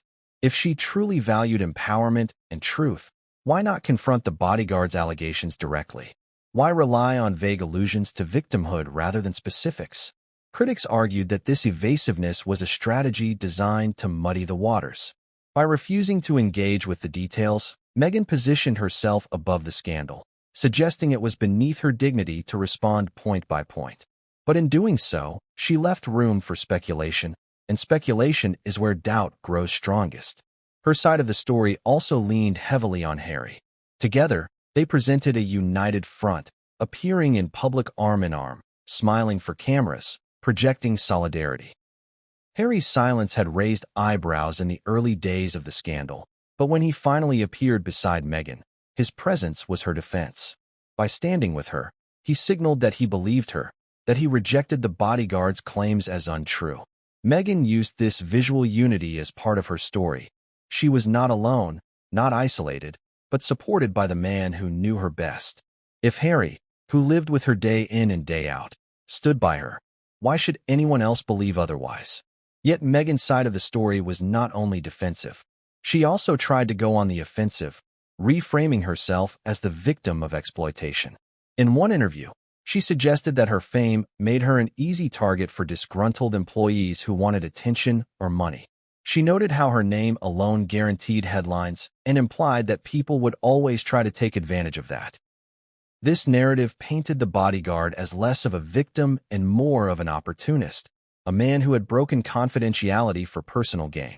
For her defenders, this explanation fit neatly into a broader pattern of how celebrities are often attacked by those once close to them. But there was a problem with Meghan's side of the story, the bodyguard's visible tears. No matter how carefully she framed the narrative, the image of a man breaking down, shaking, and crying could not be erased. His pain was raw, unpolished, and visceral. Against that, her sleek denials and polished interviews seemed almost too controlled. Experts noted that this contrast hurt her credibility. While she spoke in abstractions about being targeted and misunderstood, he embodied his truth through raw emotion. For many neutral observers, his visible suffering outweighed her carefully constructed words. Nevertheless, Meghan continued to lean on her strongest weapon, her ability to command attention. She made high-profile appearances, emphasizing her work in philanthropy and social causes. She delivered speeches about resilience, compassion, and justice, subtly tying her personal struggle to universal themes. This was her strategy, to turn the scandal into a story not about her alleged actions, but about the larger forces of oppression she claimed to face. Meghan's side of the story was not about disproving the bodyguard's claims, but about redirecting the narrative to the battleground she had always thrived on: victimhood versus power, compassion versus cruelty, modernity versus tradition. Supporters applauded this approach, praising her for refusing to let scandal derail her mission. Skeptics, however, saw it as a deflection, a refusal to confront the allegations head-on. The truth likely lay somewhere between these perspectives. Meghan was both a master strategist and a woman under siege, using the tools she knew best to survive. Her side of the story may not have satisfied everyone, but it kept her from collapsing entirely under the weight of the bodyguard's revelation. In the end, Meghan's side of the story was not a confession or a detailed rebuttal. It was a narrative carefully woven from denial, victimhood, and defiance. She did not try to prove her innocence in a courtroom sense. She tried to win in the court of public opinion. And while her critics grew louder, her defenders remained steadfast, seeing in her words the same resilience that had defined her since she first entered the royal spotlight. This chapter ends with the recognition that Meghan's side of the story is less about truth and more about survival. Whether her denials are genuine or calculated, whether her victimhood is real or strategic, her ability to command attention and sympathy remains formidable. In the battle of narratives, her side ensures that the scandal will never be seen in black and white, but in shades of gray where belief and disbelief continue to clash. The image of the bodyguard crying, voice breaking as he recounted his experiences, became the defining moment of the entire scandal. It wasn't the press releases, the palace whispers, or even Meghan's rebuttals that captured the world's attention. It was a single man's tears, tears that spoke louder than words, tears that pierced through the noise of spin and strategy, tears that turned a private torment into a global reckoning. For days, weeks, and months, those tears replayed on television screens, circulated across social media platforms, and became the subject of debates from living rooms to universities. His vulnerability, rare for someone trained to embody strength, was what truly shifted the narrative. When people saw him cry, they did not see a bodyguard. They saw a man. They saw humanity laid bare, stripped of composure, stripped of the stoicism expected of his profession. He was not polished, not rehearsed, not measured. His tears fell in real time, carrying with them the weight of years of silence. In a world accustomed to controlled messaging and media-trained statements, his rawness stood out. This authenticity is what made his tears resonate far beyond the immediate scandal. They became a symbol of pain, of truth, of the cost of silence. The global response to his tears was immediate. In one corner of the world, people expressed empathy, saying his courage reminded them that vulnerability is not weakness. In another corner, people dissected every frame, asking whether his breakdown was genuine or performative. Yet even skeptics could not deny the impact. It is difficult to dismiss someone who weeps openly before millions. Tears bypass the intellect and go straight to emotion. They force audiences to feel something, whether that feeling is sympathy, discomfort, or suspicion. And that is why his tears were heard around the world, not because of what they proved, but because of what they stirred in people. For survivors of coercion and abuse, his tears felt like vindication. Messages poured in from men and women who admitted that seeing him cry gave them a kind of permission to acknowledge their own pain. Many said they had long believed no one would believe them if they spoke. Watching him, a man expected to be unbreakable, collapse under the weight of his silence showed them that vulnerability was not shameful, but human.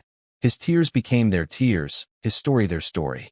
In this sense, his pain transcended the individual and became collective, a mirror for countless others who had endured similar fates. But his tears also carried cultural weight beyond personal stories. They challenged stereotypes of masculinity. Society has long expected men, especially those in positions of strength like bodyguards or soldiers, to remain stoic, unemotional, impervious. To cry is to risk ridicule. Yet here was a man trained in discipline, schooled in silence, breaking down in a way that could not be hidden. His tears forced a cultural reckoning with the idea that strength and vulnerability can coexist. They showed that crying does not diminish masculinity, but reveals the humanity beneath it. For some, this was revolutionary. For others, it was uncomfortable. But in either case, it was unforgettable. The media capitalized on the image relentlessly. News outlets replayed the footage in slow motion, zoomed in on his trembling hands, his tear-streaked face. Commentators debated whether this was the moment the tide truly turned against Meghan. Social media users clipped the footage into short videos, adding captions, hashtags, and commentary that spread virally. Memes emerged, some supportive, some cruel, but all acknowledging the power of that moment. The image of a man crying over what he alleged Meghan had done to him became one of the most recognizable visuals of the year. It was no longer just his story, it was a cultural phenomenon. World leaders, celebrities, and public figures were asked their opinions, and many gave them. Some praised his bravery, saying it took extraordinary courage to speak out, especially against someone as powerful and famous as Meghan Markle. Others were cautious, refusing to comment on allegations but acknowledging the broader importance of listening to victims. A few dismissed it entirely, framing it as a distraction from more important issues. But even in dismissal, they acknowledged its weight. The bodyguard's tears had become too significant to ignore. The reaction was not uniform, of course. Meghan's defenders pointed to the spectacle of his tears as emotional manipulation. They argued that crying does not equate to truth, that people can weep for many reasons: guilt, regret, stress, none of which automatically prove allegations. Yet even as they questioned his motives, they could not erase the image from the public consciousness. It lingered, haunting the conversation, overshadowing carefully constructed counter-narratives. For Meghan, the bodyguard's tears were catastrophic. She had fought battles with the press before, but those battles had always been waged with words, with competing narratives. This was different. Words could be debated, denied, reframed. Tears could not. She could argue against his testimony, but she could not erase the sight of him breaking down. That image became a ghost that followed her to every public appearance, every speech, every interview. Audiences watched her through a new lens, wondering whether the smile she wore concealed the darker reality he had exposed. For Harry, too, the tears were a turning point. He had always defended Meghan vigorously, but defending her against a man's raw pain was a different matter than defending her against tabloids or palace whispers. His silence became more pronounced, his expressions scrutinized more heavily. Every time he stood beside her, people wondered whether he thought of the bodyguard crying, whether he saw in those tears something he could not publicly acknowledge. The emotional force of the bodyguard's confession became a shadow over their marriage, a shadow visible to everyone watching. The bodyguard himself found his life transformed by those tears. Overnight, he became a symbol, a face recognized around the world. Supporters called him brave, skeptics called him weak, but no one ignored him. His vulnerability made him both hero and target. Offers poured in, interviews, book deals, speaking engagements. Some he accepted, others he declined, wary of being accused of profiting from his pain. But he could not avoid the reality that his tears had turned him into a public figure in his own right, someone whose story would forever be tied to Meghan Markle and the larger royal narrative. Historians and cultural commentators began framing his breakdown in a broader lineage of royal scandals. They compared his tears to Princess Diana's interviews, where emotion broke through the rigid facade of monarchy. They argued that his vulnerability was part of a pattern in which truth, or at least the perception of truth, emerges not from official statements, but from raw human emotion. In this reading, his tears were not just about Meghan, but about a world that increasingly values authenticity over perfection. Yet the most enduring impact of his tears was not on Meghan, not on Harry, not even on the monarchy. It was on the audience. Millions of people who watched him cry were forced to confront their own assumptions about gender, about power, about truth. Some found themselves moved to compassion, others to skepticism, but none remained unaffected. His tears lingered in memory because they cut through the defenses we build around scandal. They were not polished or strategic. They were human. As this chapter closes, the image remains. A man who had carried silence for too long finally breaking, his tears flowing freely before a world that could no longer ignore him. Those tears, heard and felt around the globe, will be remembered not just as part of Meghan Markle's story, but as a story in themselves. A story of how vulnerability can shake even the most carefully constructed images, and how a single moment of raw humanity can echo louder than years of words. From the moment the bodyguard stood before the world, tears cutting through years of silence, this story was no longer about duty, or even about Meghan Markle alone. It became a reflection of power, pain, and truth in a world obsessed with image. The conclusion of this saga is not about tying every thread neatly together, because the questions it raised cannot be answered so easily. Instead, it is about the fallout, the lessons, and the haunting images left behind. Images that continue to provoke debate, stir emotion, and divide opinion across the globe.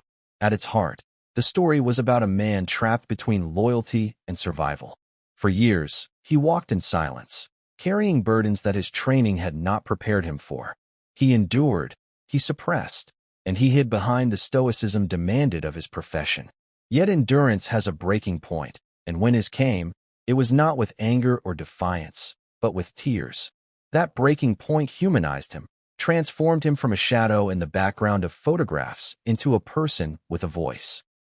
The tears that spilled down his face were more powerful than any words because they revealed the human cost of silence, the toll of power imbalance, and the agony of coercion that too often remains hidden. The conclusion also belongs to Meghan, because whether guilty or innocent, she cannot escape the shadow of this revelation. Her side of the story, carefully managed and framed with the language of victimhood and resilience, remains in sharp contrast to the bodyguard's raw confession. In the court of public opinion, perception often outweighs fact, and perception was altered forever by the sight of her protector breaking down.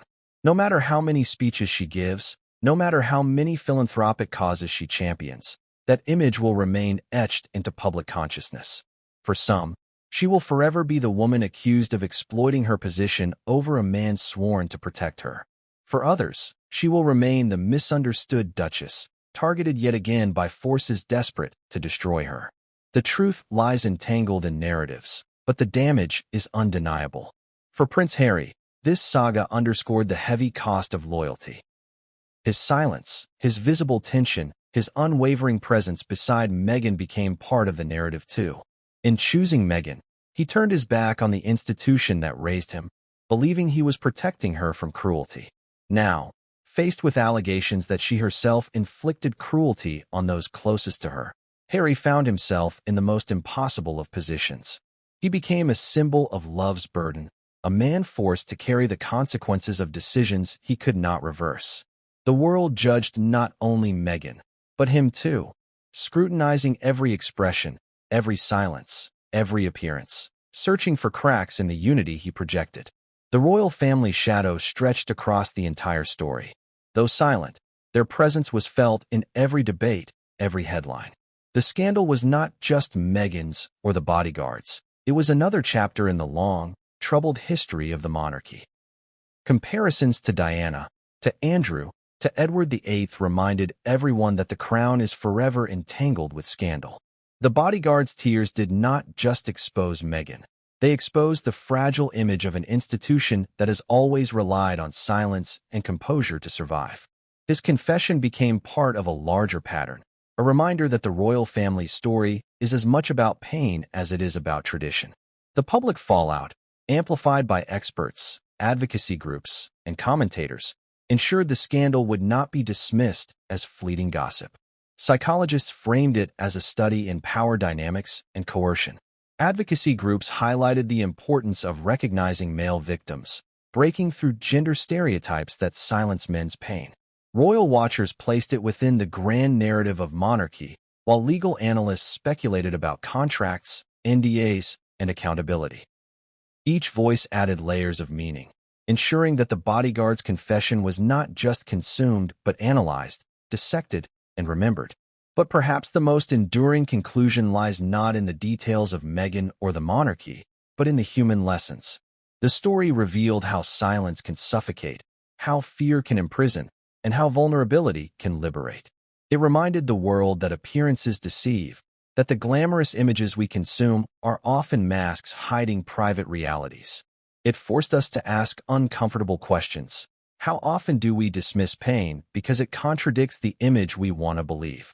How often do we side with power simply because it is power? And what happens when the people sworn to protect others need protection themselves? The Bodyguard's tears were a rupture in the carefully constructed world of celebrity and royalty. They forced a re-evaluation of Meghan's public persona, but they also forced a re-evaluation of how we treat truth itself. His pain became a mirror, reflecting the fragility of humans beneath the weight of expectation. It was not the kind of ending that offers satisfaction, but the kind that lingers, haunting us with its unresolved questions. In the broader cultural sense, his story will likely be remembered as a turning point. A moment when silence was broken in a way too powerful to ignore. A moment when the world was reminded that vulnerability is strength, that truth can emerge from tears, and that no image, no matter how carefully constructed, can withstand the weight of raw humanity. Whether Meghan survives this scandal intact, whether Harry continues to stand by her, whether the royal family remains silent, these are secondary to the larger legacy.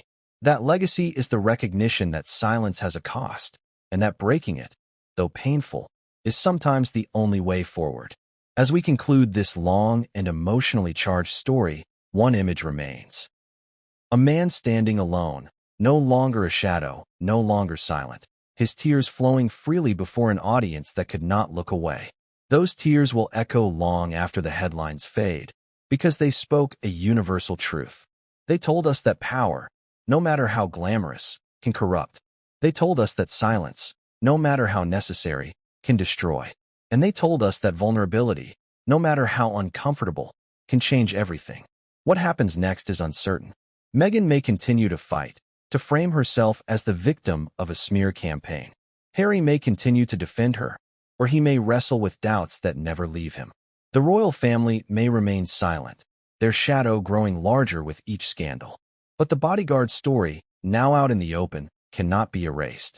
It has entered the cultural memory, woven into the larger tapestry of royal drama, celebrity scandal, and human resilience. And so the story closes not with resolution, but with reflection. It closes with an acknowledgement that truth is rarely simple, that pain is rarely visible, and that tears, once shed, cannot be taken back. It closes with a call, not to take sides blindly, but to listen, to reflect, and to remember that behind every image is a reality we may never fully know. The Bodyguard's tears were his truth, and in sharing them, he reminded us that no mask, no crown, no carefully crafted persona can forever silence the human heart. The air around Meghan Markle has always been thick with intrigue, whispers, and controversy. Ever since she entered the royal spotlight, her name has ignited both admiration and resentment in equal measure. But nothing could have prepared the world for the moment when one of her most trusted protectors, a man whose duty was to shield her from harm, appeared before cameras with tears streaming down his face, his voice cracking under the weight of a confession that had been locked away for far too long. His announcement was not about politics, not about security failures, and not even about the royal family itself. Instead, it was about Meghan, about the person he swore to protect, but who, he claims, turned the sacred vow of protection into a cage of intimacy he never asked for. Why now? Why, after years of silence, would a bodyguard step into the light and risk everything to tell the world this? These are the questions that frame this story, questions that have no easy answers, but ones that demand to be asked. In the shadows of celebrity, where power and influence blur the lines between loyalty and exploitation, his voice emerges not as an echo of gossip, but as a cry of pain, one that cuts through the glossy images Meghan has carefully cultivated. A cry that forces us to reckon with the uncomfortable reality of how power, privilege, and control can twist even the most professional relationships into something unrecognizable.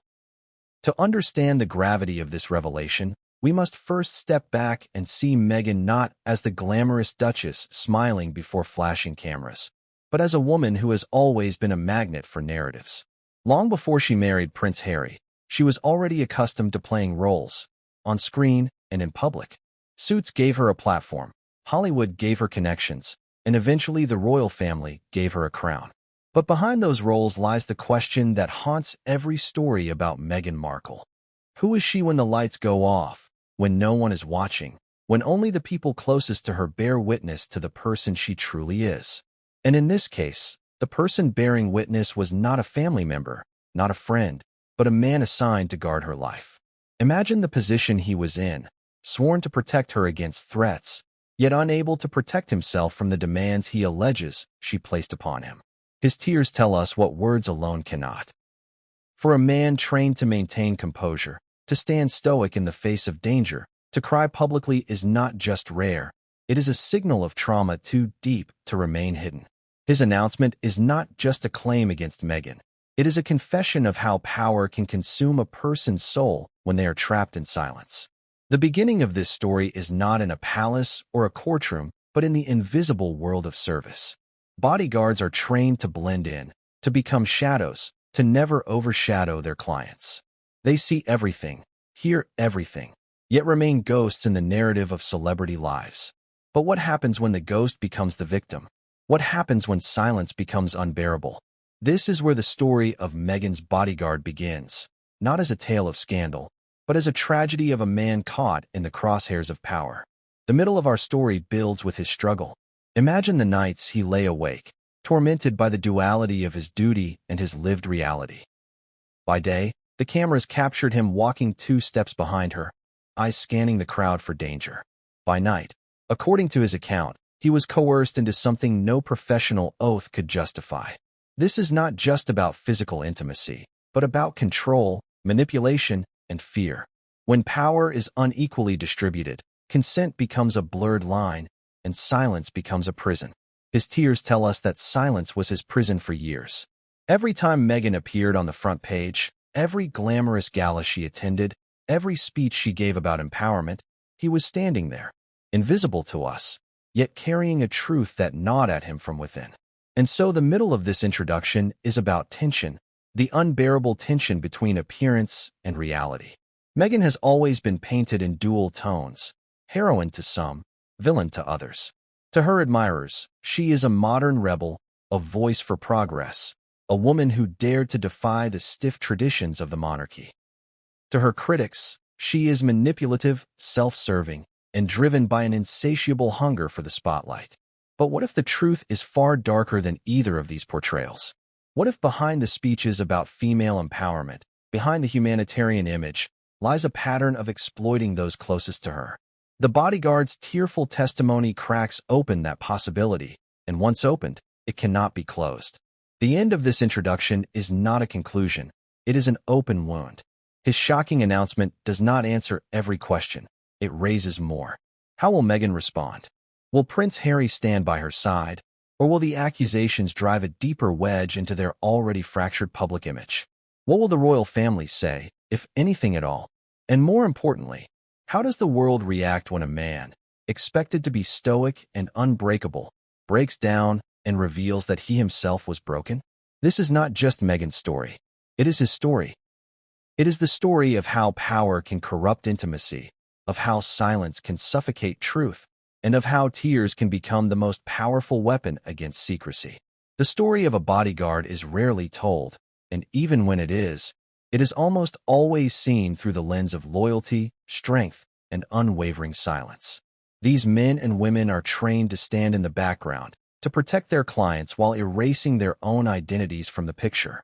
They are the invisible shields, absorbing danger so that others can shine under the spotlight.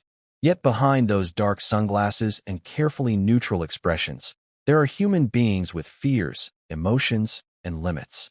Meghan Markle's bodyguard, the man whose breaking point would eventually shock the world, began his journey into her orbit as just another silent figure, sworn to serve, sworn to protect, and sworn to disappear into the shadows. But no amount of training could prepare him for the burden he was about to carry, a burden far heavier than any threat from a crowd or stalker in the night. When he first accepted the assignment, it was seen as a mark of trust. Protecting a royal, and not just any royal but Meghan Markle, a global celebrity, wife to Prince Harry, and one of the most talked about women on the planet, was an honor in itself. The position demanded discipline, discretion, and sacrifice. It meant long hours, constant surveillance, and a life defined by someone else's schedule. Yet he was no stranger to sacrifice. Like many in his line of work, he had a background in military service and private security, environments where loyalty was valued above all else. He had seen war zones. He had handled high-risk operations, but nothing compared to the psychological strain of what was to come. In those early days, the burden he carried was professional. He shouldered the constant responsibility of keeping Meghan safe from the press, from critics, from strangers who wanted too much of her. Crowds followed her everywhere. Flashbulbs popped in her face. Voices screamed her name with admiration or anger. And there he was, a silent wall between her and the chaos.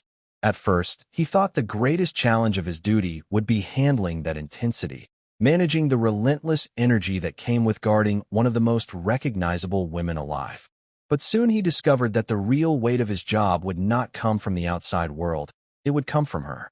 The silent burden began subtly.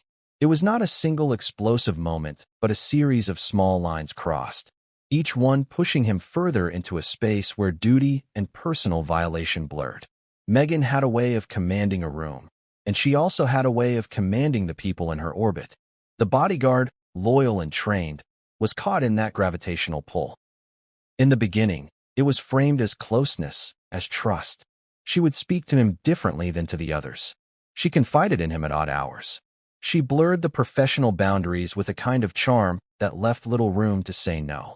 To anyone on the outside, it may have looked like she was simply being friendly, perhaps even relying on him as a confidant in moments of stress. But behind closed doors, his reality was shifting. The weight on his shoulders was no longer just physical protection. It was the weight of secrets, of unspoken demands, of unrelenting pressure to be something he never signed up to be. He bore this burden in silence because silence was what was expected of him. Bodyguards do not complain. They do not reveal what they see. They are trained to take whatever comes and bury it under layers of composure. But silence has a cost. Every time he put on his uniform and stood at her side, he was not just protecting her from danger. He was protecting her from exposure. He was living a double life. On the surface, the stoic protector, and beneath that, a man crumbling under the weight of a responsibility that no security training manual had ever prepared him for. The loneliness of his position only deepened the strain. Unlike a soldier in combat who has comrades sharing the same risk, a bodyguard walks his post alone. He could not confide in his peers without breaching trust. He could not tell his family without risking their safety or his livelihood. The silent burden became a private prison, one where the bars were invisible, but the confinement was absolute. He had no outlet, no relief, no voice. Every day was a performance of strength. Every night was a collapse into exhaustion and despair. And still, he pressed on, because what choice did he have? To leave would mean questions. To speak out would mean consequences. So he carried the weight alone, his silence both his shield and his curse. This burden grew heavier as Meghan's star shone brighter. The more attention she commanded, the more scrutiny surrounded her, the more he was expected to be the unbreakable wall at her side. People often looked at him and saw power. The muscular build, the unflinching stare, the presence that could clear a room with a glance. But power is not the same as control. Outwardly, he appeared to be in control of every situation. Yet inwardly, he had lost control of the most personal boundaries a man can hold. It is this paradox that made his silence so suffocating. To the world, he was untouchable. To himself, he was trapped. Every burden has a breaking point, and his would come later, but in this stage of his life, the weight was still accumulating. Each day of silence, each night of conflict, added another stone to the load he carried. His tears, which would one day shock the world, had been building drop by drop, year after year, until the dam finally burst. But at this stage, he was still holding it all in, his silence a mask so convincing that no one, not even those closest to Meghan, suspected the storm brewing inside him. From the moment Meghan first entered the royal stage, she cultivated an image that seemed almost untouchable. She was the actress turned duchess, the woman who broke barriers by stepping into a centuries-old monarchy as a biracial American divorcee. Her wedding was broadcast to millions across the world, and her story was framed as a modern fairy tale. Every photograph, every carefully crafted statement, every public appearance was meant to project charm, empowerment, and progress. To many, she was not just a duchess, she was a symbol of change in a family long associated with tradition, whiteness, and rigidity. But while this glamorous image dazzled the public, behind the curtains a much darker and more complicated reality existed, one that only those within her inner circle could see, and one that her bodyguard lived through every single day. The construction of her public image was meticulous. Meghan understood the language of the camera better than most royals because she came from Hollywood, where image is everything. She knew how to tilt her head just so, how to flash a smile that seemed spontaneous but was perfectly calculated, how to wear outfits that blended modern chic with royal respectability. Every move was deliberate. Her supporters saw authenticity. Her critics saw manipulation. But no one saw the woman when the cameras turned off except those tasked with staying close, like her bodyguard. To him, the contrast between the Meghan the world adored and the Meghan he knew behind closed doors was like night and day. The glamorous image was one of a humanitarian, a woman speaking out on issues of equality, women's rights, and compassion. She stood on stages across the world, preaching empowerment and independence. She gave interviews about breaking glass ceilings, about how women should never be silenced, about how she had endured racism and sexism and risen above it. These were noble causes, powerful narratives that resonated with millions. But for the bodyguard who stood silently in the background during those speeches, it was a bitter irony. The very woman who told the world that no one should be forced into silence had, according to his claim, forced him into a silence so heavy it nearly broke him. The irony cut deep, and every time the audience erupted into applause for her words, the weight of his unspoken truth grew heavier. The reality behind the glamour was not glamorous at all. Away from the microphones and flashing cameras, Meghan was described by some insiders as demanding, controlling, and at times ruthless. To the public, she was the victim of royal coldness and tabloid cruelty. To those who worked for her, according to leaks from former staff, she could be the source of pressure and fear.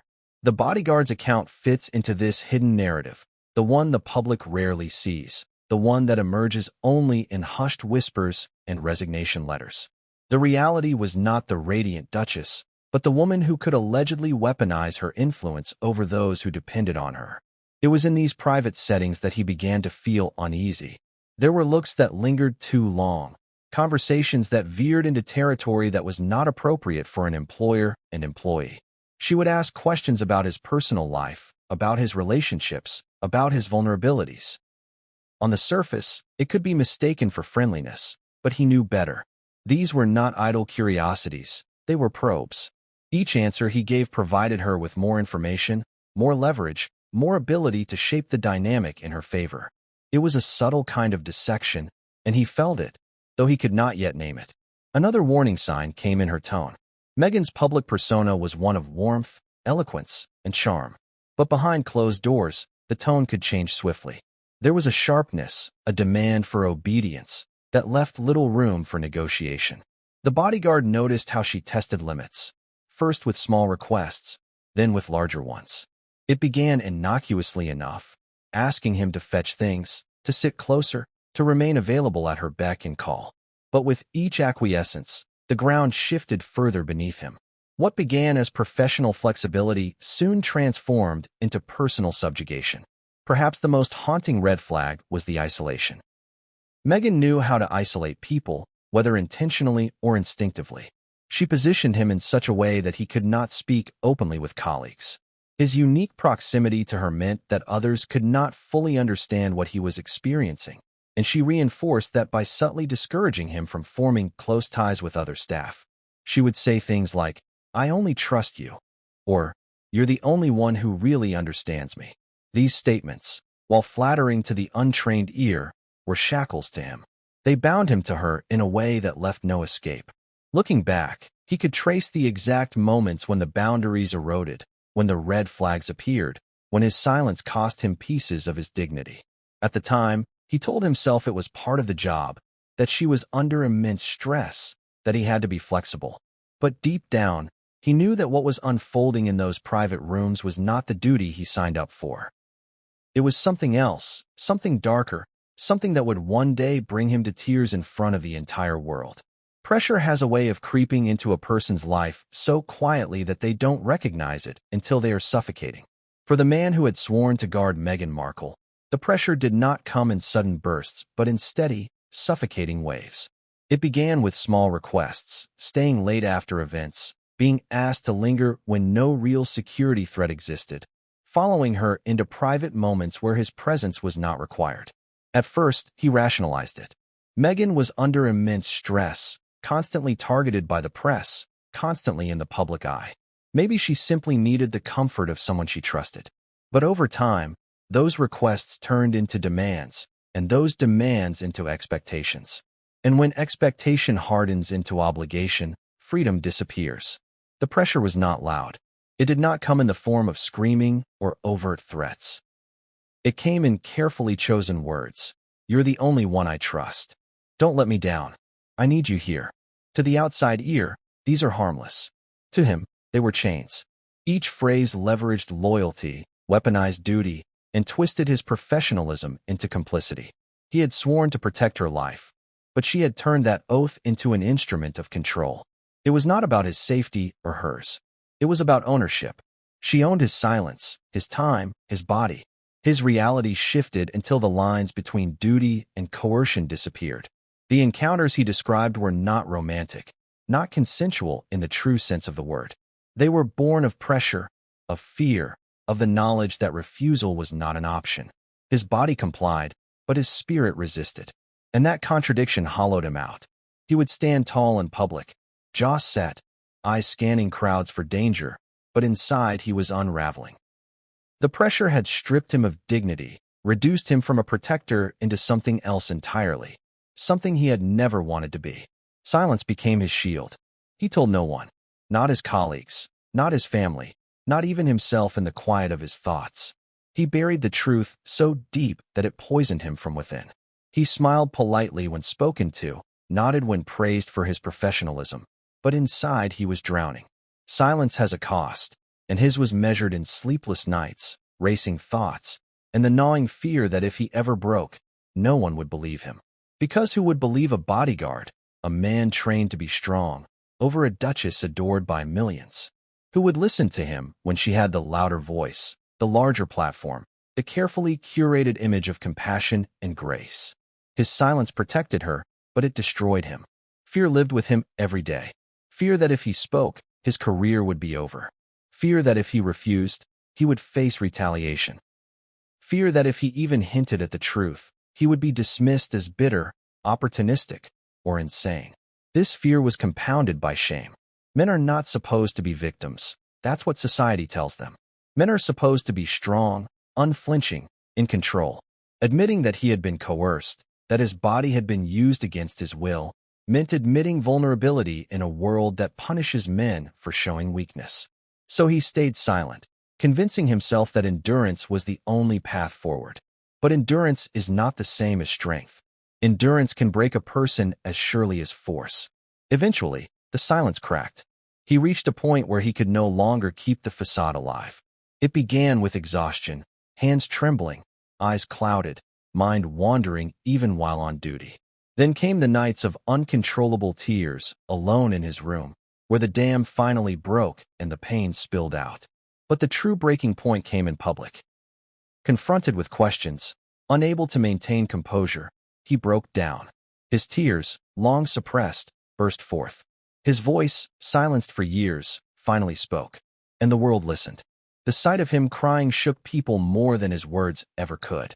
Here was a man, trained to be unbreakable, breaking before their eyes. His testimony was not rehearsed or polished. It was raw, halting, punctuated by sobs he could not control. In that moment, the power dynamic shifted. Meghan, with all her carefully managed speeches and interviews, looked controlled. He, with his tears, looked real.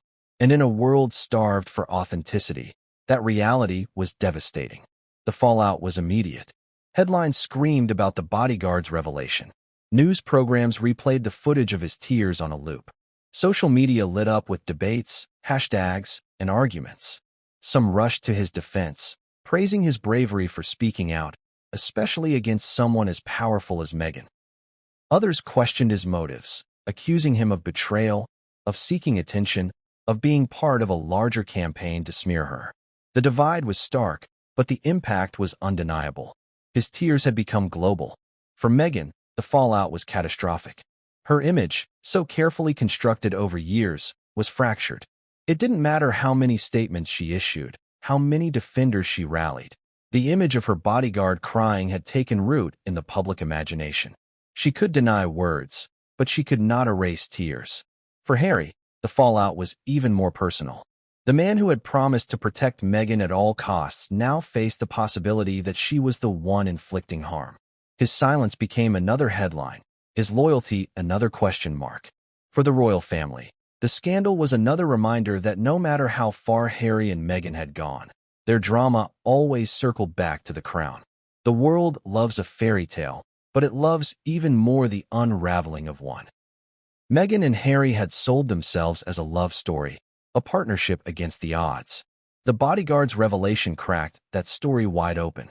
It suggested that behind the glamour, behind the speeches about empowerment, there was a darker reality, one in which power was abused, boundaries were crossed, and silence was weaponized. The public could no longer look at Meghan the same way. And that, perhaps, was the greatest fallout of all. Prince Harry's silence became one of the most scrutinized elements of the fallout. For years, his role had been defined by an almost militant defense of Meghan. He fought the tabloids for her, clashed with his family for her, even left behind the institution of monarchy to build a life on their own terms. And yet, in the wake of his bodyguard's sobbing revelation, Harry said nothing. His silence was deafening. To some, it was loyalty, proof that he believed in her innocence and would never betray her, no matter what. To others, it was guilt. Evidence that he could not bring himself to defend her openly, because deep down he knew the accusations rang true. His position was no longer just that of a husband. It was that of a man trapped between love and truth, between loyalty and the possibility of betrayal. Every appearance Harry made afterward was dissected. His expressions, his body language, the tone of his voice, all were analyzed for clues. Was he standing tall beside Meghan, or did his shoulders slump with quiet resignation? Did he look at her with love or with doubt?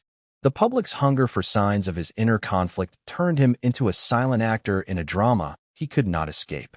And the tragedy of it all was that Harry had tied his entire identity to Meghan. By leaving his family and his country for her, he had bet everything on their union. Now, if her image crumbled, his would crumble with it.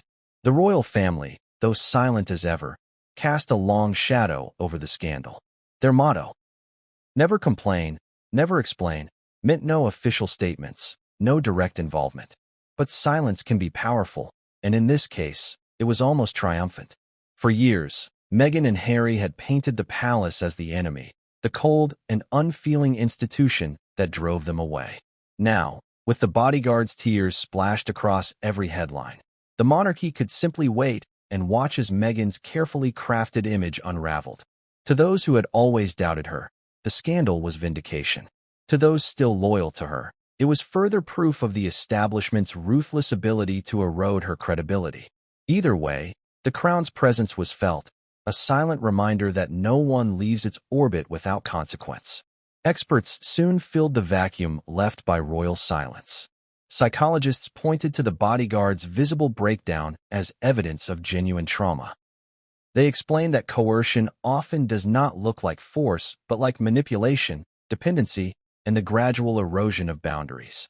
Male vulnerability, they argued, is one of the least acknowledged forms of victimhood, and his tears might spark a broader conversation about how society treats men who come forward. Security experts added their voices, saying that the bodyguard's account aligned with what they had always feared about such intimate assignments: the danger of proximity, the blurred lines between service and exploitation. Legal analysts speculated about non-disclosure agreements, lawsuits, and the potential consequences if evidence supported his claims.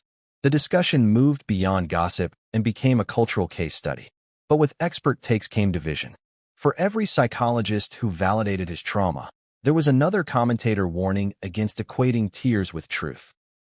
For every security insider who said his account rang true, there was a Meghan defender pointing out the lack of hard evidence. And so the narrative fractured into camps, each using expert opinion to bolster their side. What united them all, however, was the recognition that this was no ordinary scandal. It was not a fleeting tabloid rumor, but a serious, complex story that touched on issues of gender, power, and silence. Voices of support grew louder online. Survivors of coercion, both men and women, said his courage gave them hope. Advocacy groups praised him for shattering the stigma of male victimhood. Messages poured in, telling him that his tears had given language to pain that many had carried in silence. To them, he was a hero, not because he had protected Meghan, but because he had dared to protect himself at last by speaking out. But skepticism was just as loud. Critics questioned his motives, pointing to the timing of his revelation, the possibility of financial gain, the inevitability of publicity. Meghan's supporters argued that she had always been targeted unfairly, that this was just another attempt to destroy her credibility. Some went further, painting the bodyguard as part of a coordinated smear campaign orchestrated by palace insiders or hostile media outlets. In their eyes, his tears were not proof but performance. The debate was fierce, and in the cacophony of voices, truth became harder to pin down. Through it all, Meghan worked to craft her side of the story. Her team released careful statements denying the allegations while expressing regret that the bodyguard was in pain. She leaned into familiar themes of being targeted, misunderstood, and misrepresented. In interviews, she avoided addressing the claims directly but spoke instead about resilience, compassion, and her lifelong commitment to empowerment. She reframed herself as the victim of yet another smear, folding the scandal into the broader narrative of her struggles against hostile institutions. And above all, she stood arm in arm with Harry, using their unity as her strongest defense. If Harry, who lived with her, still supported her, why should the public doubt her?